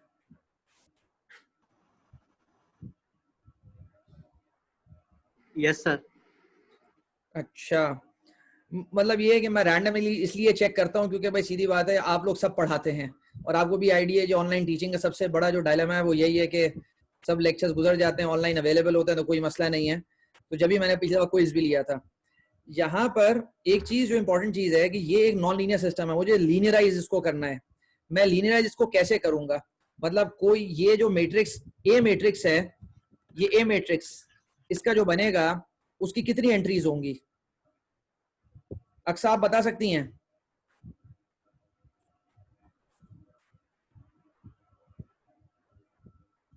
अक्सर बैठी हुई हैं क्या? ठीक है, शायद अक्सर भी नहीं है। बहरहाल ये कि यहाँ पर ए जो मैट्रिक्स आपके पास है, इस ए मैट्रिक्स की कितनी एंट्रीज होंगी? सर 4 होनी चाहिए ना? 4 होंगी। Yes, that's fine. ये आगे 2 क्रॉस 2 मैट्रिक्स है। दिस इज 2 क्रॉस 2 मैट्रिक्स, ठीक है, सिंपल। 2 वेरिएबल्स है मेरे पास और मेरे पास 2 फंक्शंस हैं। मैं इसको इसलिए लिख देता हूँ ताकि ये अंडरग्रेड की क्लास नहीं है। रिमेंबर, आपको बहुत सारी चीजें इसमें खुद करनी पड़ेंगी, वो अलग बात है, मैं बहुत डिटेल में एक्सप्लेन कर देता हूँ बहुत सारी चीजें, लेकिन फिर भी इसको जो है ना you have F1 and you have F2 और आपके पास del F1 by del X1 and del F1 by del X2 and del F2 by del X1 and del F2 by del X2। अब यहाँ X1 X2 आप समझ गए होंगे कि XY है और कुछ भी नहीं है, ठीक है। इस तरह आप इसको लीनियराइज कर सकते हैं और लीनियराइज करने के बाद इसकी आइगन वैल्यूज देख सकते हैं, उस आइगन वैल्यूज के लिहाज से फेस पोर्ट्रेट बना सकते हैं। यहाँ पर वो ये नहीं कर रहा, वो कहते हैं एग्जैक्ट नॉन लीनियर सिस्टम का मैं फेस पोर्ट्रेट बना के देखना चाह रहा हूँ कि भाई वहां पे क्या बनता है, क्या हालात होती हैं, ठीक है। तो x null cline is given by derivative को 0 पुट कर दो, डेरिवेटिव को 0 का पुट कर दो, तो dx by dt आपको 0 पुट किया। Now let me solve it this, कि आपके पास ये हो गया x1 minus x minus xy minus xy is equal to 0। तो यहाँ पे उसने क्या किया कि जी आपके पास x कॉमन लिया आपके पास और बाकी चीज आपके पास 1 minus x minus y is equal to 0। So either x is equal to 0 or 1 minus x minus y is equal to 0। तो मेरे पास ये 2 लाइंस प्रोड्यूस हो गई। I get these 2 lines, these 2 x null lines by putting dx by dt is equal to 0। अच्छा, y null line आपके पास क्या है, वो कैसे प्रोड्यूस होगी? dy by dt is equal to 0। You solve this maths, मतलब आपके पास ये चीज हो गई। तो इसके अंदर आपने क्या किया, you take y common, 2 1 minus y over 2 minus 3 x is equal to 0। So you get y is equal to 0, पहला आपके पास आ गया y is equal to 0। फिर आपके पास अगली चीज क्या आई, 2 1 minus y by 2 minus 3x is equal to 0। You simplify this thing and you get this equation 2 minus 3x minus y। तो मेरे पास 2 y null lines हैं, 2 x null lines हैं, इनके point of intersection will give me the equilibrium points of the non-linear system, of the non-linear system। तो ये मेरे पास 4 lines हो गई। ये अब बहुत सिंपल, मतलब ये है कि आप इसको ड्रॉ कर सकते हैं, इसको प्लॉट कर सकते हैं इन लाइंस को, और एंड यू गेट दीज 4 अच्छा, आप में से कौन बताएगा? जिस लाइन को मैं हाईलाइट कर रहा हूँ फिर आप उनमें से बताइएगा। चलो, anyone can tell me, whoever मतलब वांट्स टू से। ये लाइन में इसकी इक्वेशन क्या है? इंतहाई बच्चों वाला सवाल है ये। What is the equation of this line? Anyone? Sir x is equal to 0 पे start. x is equal to 0 इसकी भाई इक्वेशन है बस। इस लाइन में सारे पॉइंट्स की वैल्यू x की वैल्यू 0 है और y की वैल्यू फ्रॉम 0 टू इंफिनिटी। और ये दूसरी लाइन मेरे पास जो जिसको मैं हाईलाइट कर रहा हूँ, इसकी इक्वेशन मेरे पास हो गई y इज इक्वल टू 0। बिल्कुल। और आपके पास दो और लाइंस हैं, वो बहुत बच्चों वाली लाइन, इंटर में सारी मैथ्स आप देख चुके हैं, उसको आप सॉल्व करेंगे। You get these 4 point of intersection, these 4 equilibrium points of my non-linear system। अब यहाँ पर एक और इंपॉर्टेंट पॉइंट है कि भाई ये 4 इक्विलिब्रियम पॉइंट्स हैं, तो 4 इक्विलिब्रियम पॉइंट्स के आपके पास 4 अलग अलग कैटेगरीज हैं कि कोई स्टेबल इक्विलिब्रियम है, कोई अनस्टेबल इक्विलिब्रियम है। बात समझ में आई है? अभी जो फेस पोर्ट्रेट गुजरे ना पहले, उसमें तो पूरे फेस पोर्ट्रेट में एक पॉइंट था ना, एक ही पॉइंट था, एक पॉइंट था। ऐसा नहीं होता सिस्टम के अंदर भाई। ये आपके पास एक 2x2 सिस्टम है, इसके अंदर 4 आपके इक्विलिब्रियम पॉइंट है, तो चारों पॉइंट पे मैं क्या करूंगा, मैं 4 पॉइंट पे लीनियराइज कर सकता हूँ और चारों पॉइंट पे लीनियराइज करके 4 अलग मेरे पास ए मैट्रिक्स बनेंगे। जब 4 अलग ए मैट्रिक्स बनेंगे, ये कोई चीज मतलब हाथ से यहाँ पे सॉल्व इस तरह नहीं है, ये आप खुद करेंगे सारा का सारा काम। 4 अलग ए मैट्रिक्स बनेंगे और 4 अलग आपके पास उनकी आइगन वैल्यूज आएंगी और 4 अलग बिहेवियर होंगे for the same non linear system eight 4 different operating points. तो यहाँ पर जो इसने बनाया है ना, मतलब आगे मैटलैब के अंदर, साइलैब में, सब में इसकी कमांड्स भी होती हैं और मैटलैब में मेरे पास मौजूद है, मतलब थोड़ा सा कोड कि जी you can generate the phase portrait for a non linear system, और वो पूरी उसकी कंप्लीट एक्सप्लेनेशन दे देते हैं ओवरऑल सिस्टम की। तो वो बहुत ब्यूटीफुल चीज है अगर आप समझें कि जी पूरा का पूरा मुझे नॉन लीनियर सिस्टम मुझे ये बता देता है कि तुम किस पॉइंट पे शुरू करोगे तो स्टेबिलिटी की तरफ जाओगे और किस पॉइंट पे शुरू करोगे तो अनस्टेबिलिटी की तरफ जाओगे। अच्छा, ये आपके पास 4 चीजें हो गई, 4 इक्विलिब्रियम पॉइंट्स हो गए जो नल लाइन से प्रोड्यूस हुए। ये बेसिक बात हो गई। ये एरो हेड्स आपके पास क्या शो कर रहे हैं? ये अगर रेट ऑफ चेंज शो कर रहे हैं, ये रेट ऑफ चेंज क्या शो कर रहे हैं?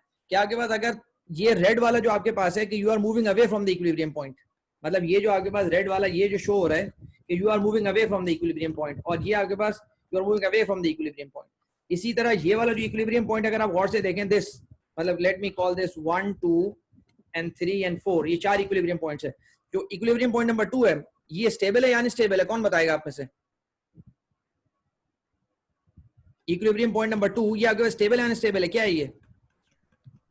स्टेबल है, ये स्टेबल है, स्टेबल है।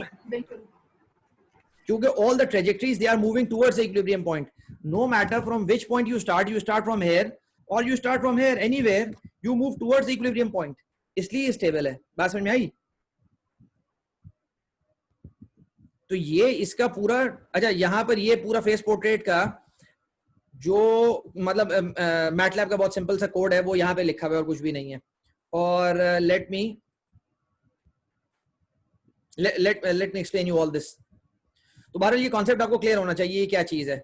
और ये वाला जो आपके पास ये सिस्टम था, अल्लाह के वास्ते आप लोग खुद इसको प्रैक्टिस कीजिए, क्योंकि मैं हर चीज यहाँ पे नहीं करवा सकता, बहुत टाइम लगता है।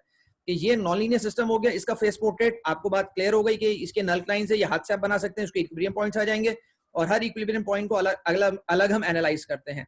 और ये phase portraits in MATLAB, using MATLAB to draw the phase portrait. This is a quick note.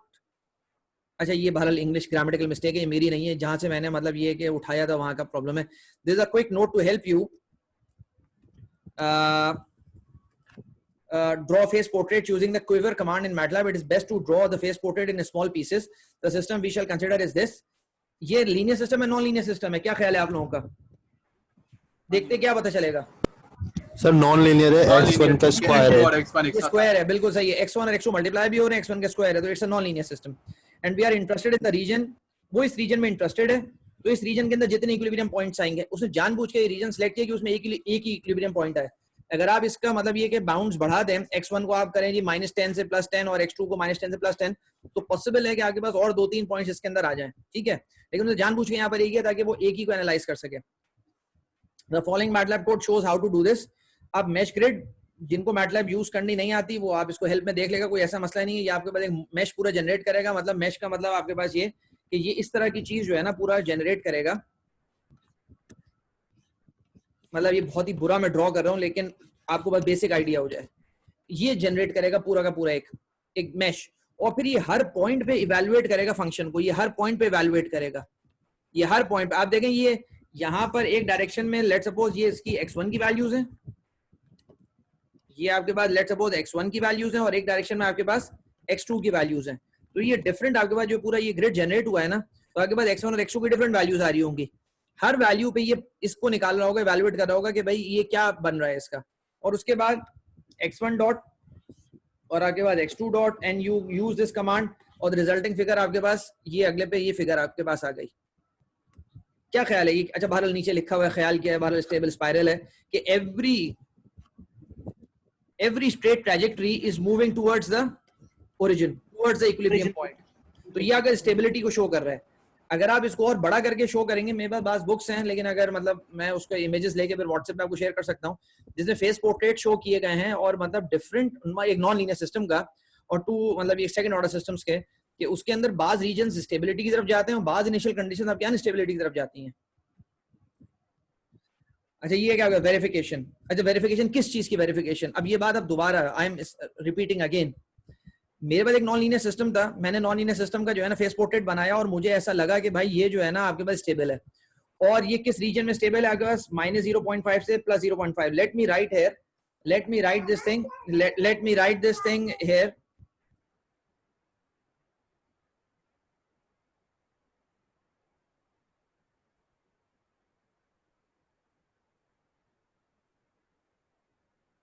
अच्छा ये कि यहाँ पर आपके पास जो है ना ये जो मैंने मेंशन किया है यहाँ पे, लेट मी राइट हियर, कि इसको थोड़ा सा मैं इसका ताकि कम से कम आप लोगों को क्लैरिटी हो जाए। x1 आपके पास जो रेंज है वो दैट इज फ्रॉम -0.5 टू +0.5, और ये मैंने गलत जगह बिल्कुल जो है ना ये मतलब लाइंस ड्रॉ की हैं, लेकिन ऑल ऑफ यू अंडरस्टैंड, आप सब बहुत सीनियर स्टूडेंट्स हैं, कि ये कहीं सेंटर में होनी चाहिए थी, और x2 की लाइन, और आपके पास जो है यहाँ पर ये +0.5 और -0.5, और ये ग्रिड आपके पास जो था बेसिकली, ये ग्रिड जो पूरा बनेगा वो इस तरह करके बनेगा, इस तरह करके।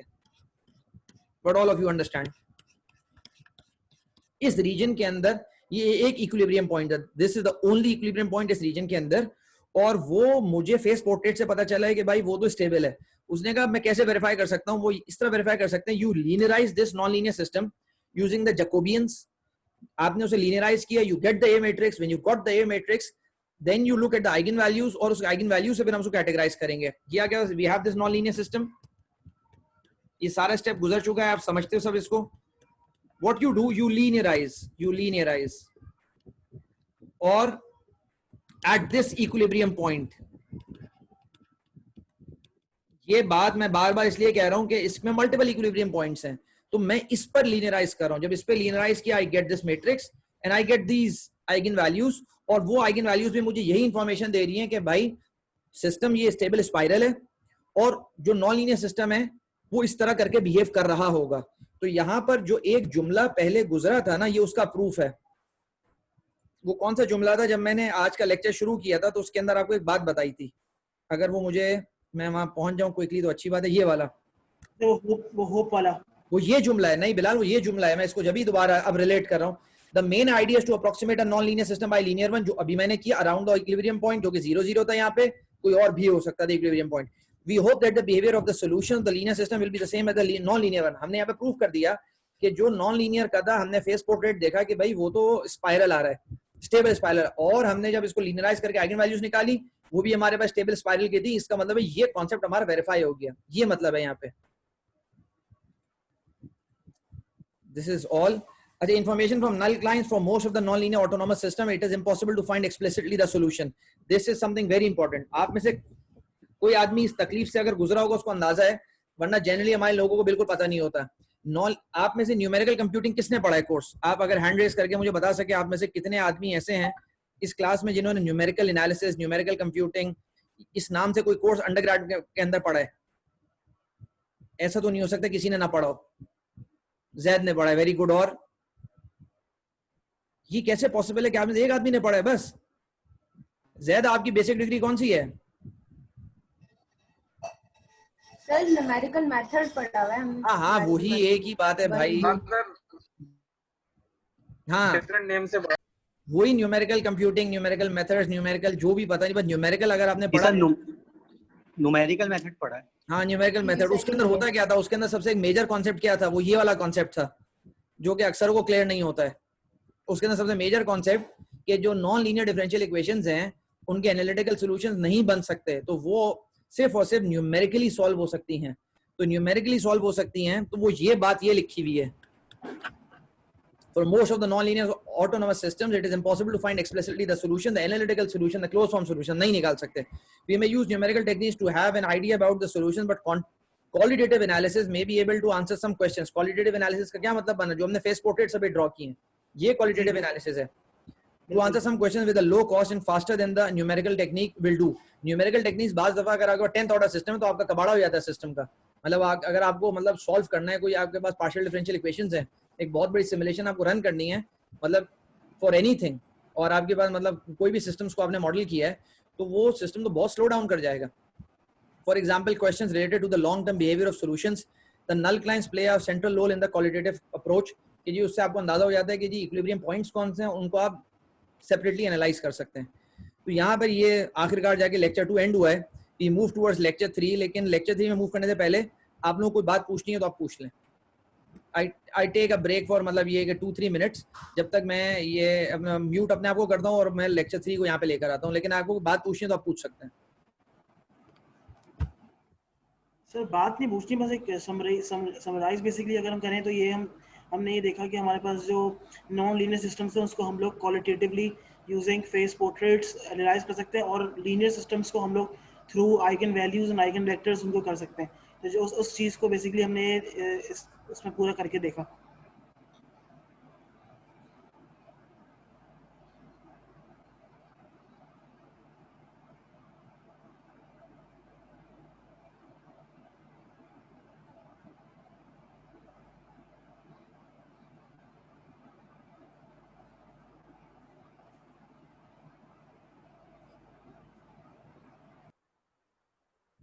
आई एम सॉरी, मेरा माइक असल में ऑफ था और मैं असल में से बिलाल आपकी आधी बात मुझे क्लियर हुई थी. बस जस्ट अ मिनट, मैं 1 मिनट जरा इसको अपना लेक्चर 3 को कर दूं, क्योंकि मेरे हिसाब से नमाज भी जो है ना 6:25 तक शायद मतलब 6:25 से हम क्लास को भी एंड कर देंगे. Just a minute. जी जी सर, ठीक है, बिल्कुल सर.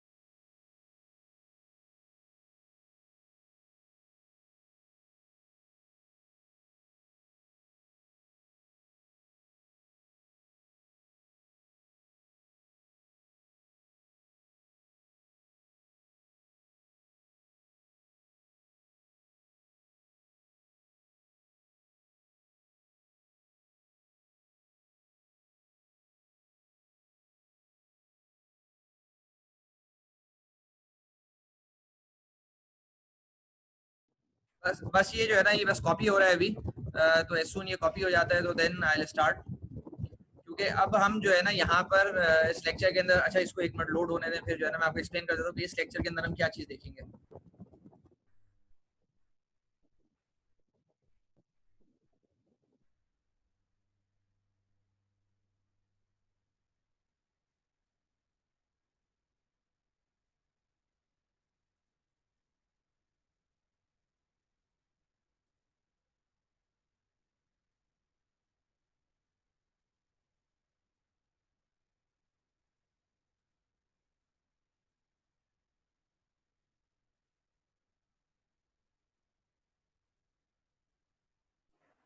जी हम यहाँ पे बस शुरू करते हैं इसको। मेरी स्क्रीन आप लोगों को विजिबल है? कोई आदमी आप में से मुझे बता दे। यस सर विजिबल है। ठीक है ठीक है। अच्छा ये कि यहाँ पे सोल्यूशन स्टेट, अब यहाँ पर हम इसके एनालिटिकल सॉल्यूशंस की तरफ जाते हैं। What is a solution? अब मतलब जो जिस मतलब बुक से मैंने लिया हुआ है वहां पे उसका रेफरेंस लिखा हुआ है, तो क्योंकि बार बार मैं ये वर्ड यूज कर रहा था भाई सॉल्यूशन, डिफरेंशियल इक्वेशन का सॉल्यूशन, और जो स्ट्रेट ट्रैजेक्टरीज बनती हैं फेस पोर्ट्रेट में वो सॉल्यूशन ट्रैजेक्टरीज होती हैं। Late me make this thing again कि जी मेरे पास दो स्टेट्स थी x1t एंड x2t, और ये मेरे पास सॉल्यूशन ट्रैजेक्टरी है उसकी। इसका क्या मतलब है? What is this solution trajectory? ये मतलब जो है ना, तो अब यहाँ पे हम उसको क्लियरली बताएंगे।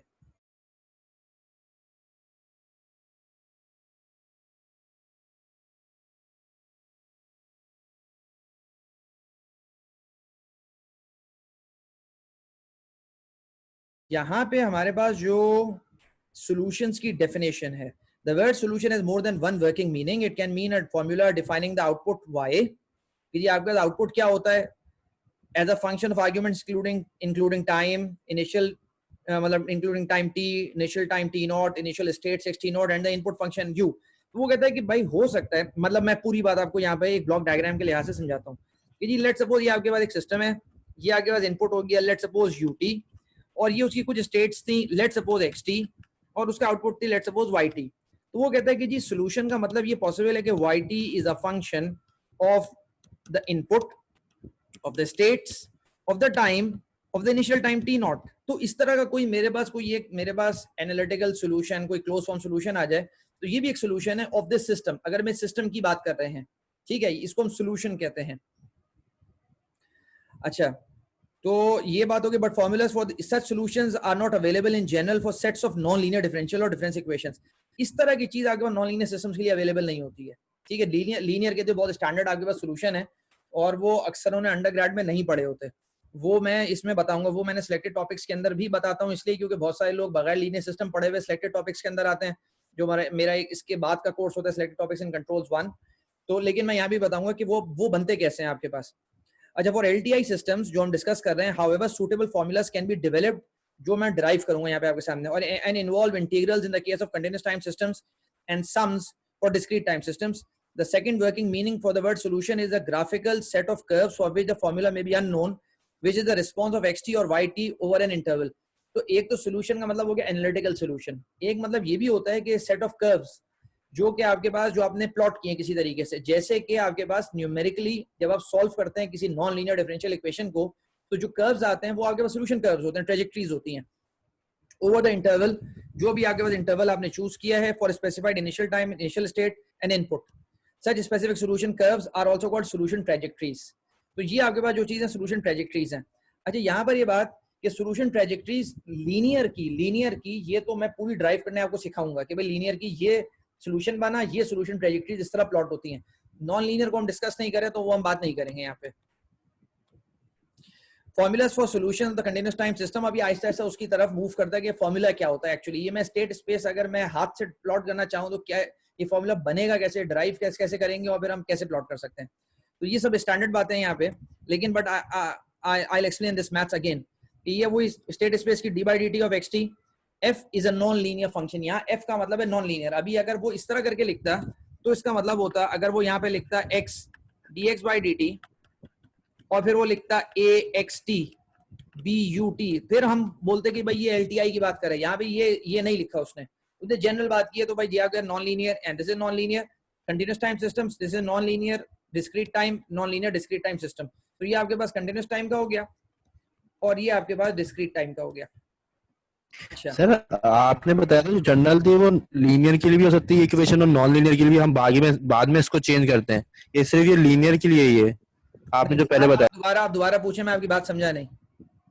आपने बताया था ये जो इक्वेशन है जनरल इक्वेशन है, ये नॉन लीनियर सिस्टम के लिए भी हो सकती है और लीनियर सिस्टम के लिए भी। बिल्कुल ये बात सही है, ये बात सही है, बिल्कुल सही। लेकिन ये बहुत जनरल इक्वेशन है ना, मतलब आपके पास कोई इंफॉर्मेशन है ही नहीं ना what is a function f and what is a function g। यहाँ पर वो ये देखो, आप इस इक्वेशन को how you will interpret, how you will read this equation in English, simple English, कि भाई rate of change of the variable x और the state variable x are a non linear function f of the states and the input and the time t। ये मतलब है यहाँ पर ये बहुत जनरल डेफिनेशन है, इसके अंदर कोई स्पेसिफिक ठीक बात है नहीं है, ठीक है। तो यहाँ पर ये आपके पास कंटिन्यूस और अच्छा यहाँ पर एक सिंपल उसने जो है ना एक डायग्राम उसने इस बुक वाले ने एप्लेविश ने दिया कि जी एम्बेडेड सॉफ्टवेयर लूप मतलब ये कि सिंपल मतलब ये कि जी आप सॉफ्टवेयर में इंप्लीमेंट मतलब जब हम इंप्लीमेंट कर रहे होते हैं, चाहे फजी कंट्रोलर है, चाहे आपके पास कोई डीएसपी प्रोसेसर है, कोई फिल्टर है, कोई भी चीज है आपके पास, वो कहते हैं कि आपके पास you wait for the interrupt, मतलब आपके पास जब भी इनपुट आएगा measure you measure the input, you generate the output, you update the states and you move back again and you again wait for the interrupt कि भाई अब अगला मेरे पास डेटा कब आएगा। जैसे कॉमन फिल्टर्स कि जी आप जो है ना वो उसकी सेंसर फ्यूजन कर रहे हैं, लेट्स सपोज आप जो है ना जैसे मैंने एक एमएस थीसिस हमारी स्टूडेंट के साथ मैंने किया था, तो भाई उसमें ये कि जी you wait for the interrupt कि भाई you wait for the odometric readings कि जी आपके पास टायर जो व्हील वेलोसिटीज हैं, व्हील के एनकोडर्स के लिए वेट करें, आईएमयू के लिए वेट करें, जीपीएस सिग्नल के लिए वेट करें, उन सब के लिए वेट करें और फिर जब वो डेटा आ जाए उसको मर्ज करें, फ्यूज करें and you generate an output, then again you move back and you wait for the interrupt. तो ये वो मैकेनिज्म आपके हर जगह यूज होता है ये। अच्छा यहां पर ये सब चीजें हो गई। Now I drive this, hopefully this will be the last derivation for today. और ये बुक मेरे पास पीडीएफ है, मैं आपको शेयर कर दूंगा, फ्रॉम रॉलिंड बर्न्स, ठीक है। ये एक और बुक है इसकी। अच्छा इसके अंदर डेरिवेशन बहुत सिंपल थी, एप्लेविश में भी डेरिवेशन है, कंट्रोल्स की हर किताब में डेरिवेशन आपको मिलेगी, लीनियर सिस्टम्स की हर बुक में डेरिवेशन मिलेगी, लेकिन यहाँ पे बहुत सिंपलेस्ट फॉर्म में थी इसलिए मैंने ये इंक्लूड कर दी यहाँ पे। तो solution of the state vector differential equation, सबसे पहले ये जो है ना first order linear differential equation लेता है जिस पे हम बात शुरू करते हैं। ये क्या इक्वेशन आपके पास, this x dot is equal to ax plus bu। मैं जानबूझ के t नहीं लिखता, सबको पता है कि आपके पास a और b के साथ t नहीं आता, u एक सिग्नल है और x एक सिग्नल, उनके साथ t आता है। where x and u are scalar functions of time, take the Laplace, you simply take the Laplace। तो यहाँ पे भी Laplace लिया and on the right and left both। तो यहाँ पे आपके पास ये आ गया S x minus x zero जो इनिशियल कंडीशन है, और यहाँ पे आपके पास एक्स टी आपके पास ए एक्स एस हो गया और यू टी आपके पास यू एस हो गया, और ये आपके पास स्केलर मल्टीपल्स थे, उनके साथ कुछ भी नहीं हुआ। उसके बाद उसने क्या किया, where x zero is initial condition, initial condition यहाँ पे उसने जीरो कंसीडर नहीं की है क्योंकि जनरल डिफाइन मतलब ये डिराइव कर रहा है, जनरल बिल्कुल केस जो है ना, ये कोई स्पेसिफिक केस डिराइव नहीं करता। तो यहाँ पे non zero x, I write here x zero is not zero, ठीक है। Initial condition is not zero, कुछ भी हो सकती है जो कि रियलिस्टिक वर्ल्ड में होती है। उसके बाद क्या किया उसने यहाँ पर, you take the partial fractions, ठीक है। यहाँ पे सिंपल आपके पास इसने क्या किया है कि मतलब अगर इस मैथ्स को, वैसे बहुत बेसिक मैथ्स है लेकिन क्विकली आई राइट हियर उन लोगों के लिए जो शायद ये पहली दफा इस चीज को देख रहे हो कि s x s minus a x s is equal to x zero plus b u S, और एक्स एस आपने कॉमन लिया, s minus a is equal to x zero plus b u s. उसके बाद ये स्टेप है, इसके बाद ये स्टेप है, इसके बाद ये स्टेप है कि इसको आपने डिनोमिनेटर में ले गए तो X zero over X minus A और plus B over S minus A U S, और जब आपने इनवर्स लैप्लास लिया, you take the inverse Laplace, you get this E A T X zero plus this, this is the convolution integral,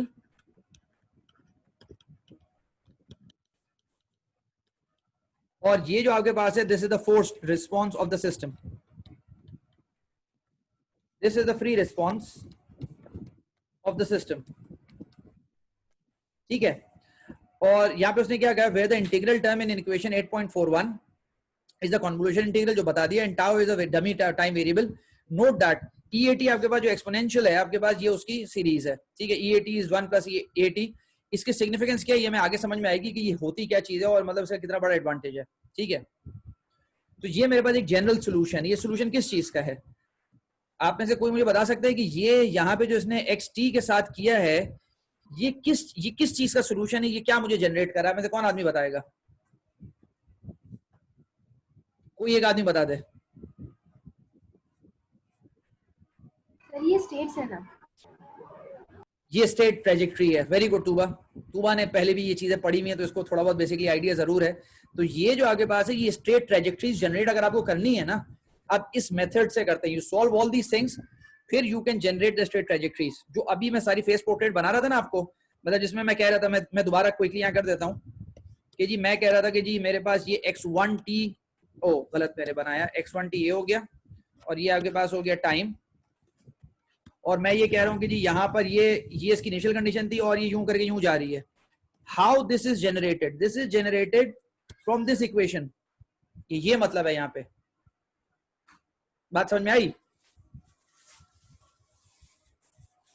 now consider differential vector differential equation. तो आपके पास पहले हमारे पास vector differential equation नहीं थी, simple थी, scalar थी, अब vector हो गई। तो x डॉट एक वेक्टर है, a वेक्टर है, b वेक्टर है, u और x सब वेक्टर्स है।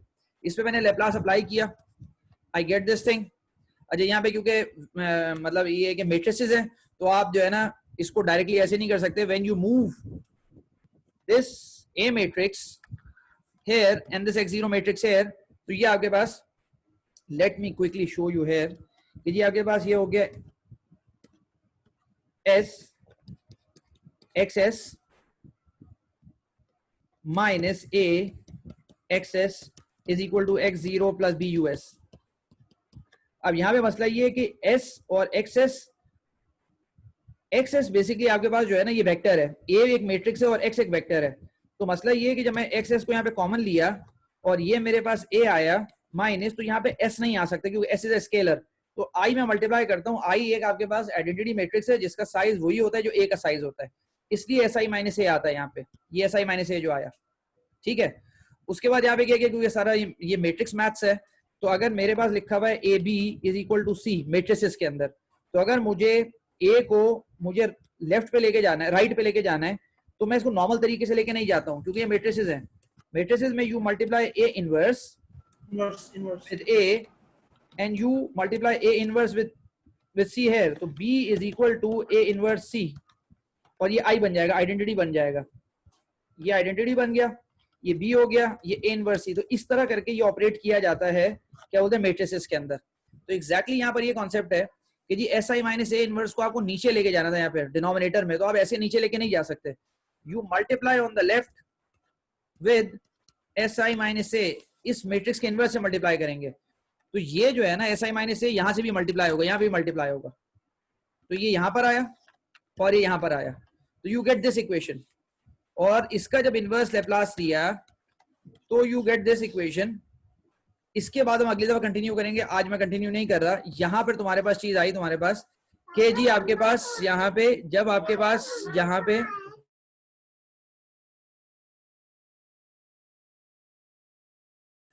अच्छा यहाँ पर आपके पास ये इक्वेशंस आपके पास बनी। अच्छा ये जो सॉल्यूशन ट्रेजेक्टरीज है ना, यहाँ पर अब जितनी भी आपके पास, लेट्स सपोज इसकी ब्यूटी इस इक्वेशन की ये है, मैं अगली दफा इसको सॉल्व करूंगा डिटेल में, कि जी अगर मेरे पास थर्ड ऑर्डर सिस्टम है तो मेरे पास x1t हो गया, x2t हो गया और x3t हो गया, तो मेरे पास ये तीनों की पूरी trajectories I can generate from here. But this is not a very simple integral. ये जो लिखा हुआ है E A T minus T naught, this is a matrix, मतलब ये a आपके पास लिखा हुआ है 1 2 3 4 5 6 7 8 9 और t minus 7, let's suppose you have to solve this and then you can generate the trajectories for all the state variables in your system। मतलब मैं इस आखिरी बात पे बात खत्म करता हूँ यहाँ पे कि लेट्स सपोज मेरा एक सिस्टम था, उसके अंदर 3 स्टेट वेरिएबल्स है, प्रेशर, वॉल्यूम, टेम्परेचर।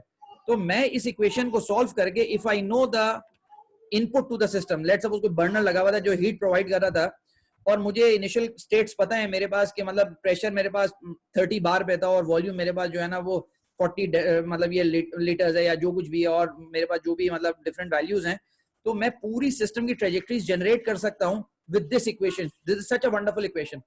इसको मैं फिर अगली दफा इंशाल्लाह इसको एलैबोरेट करूंगा। आई होप आपको कुछ ना कुछ समझ में आया होगा। Yes sir.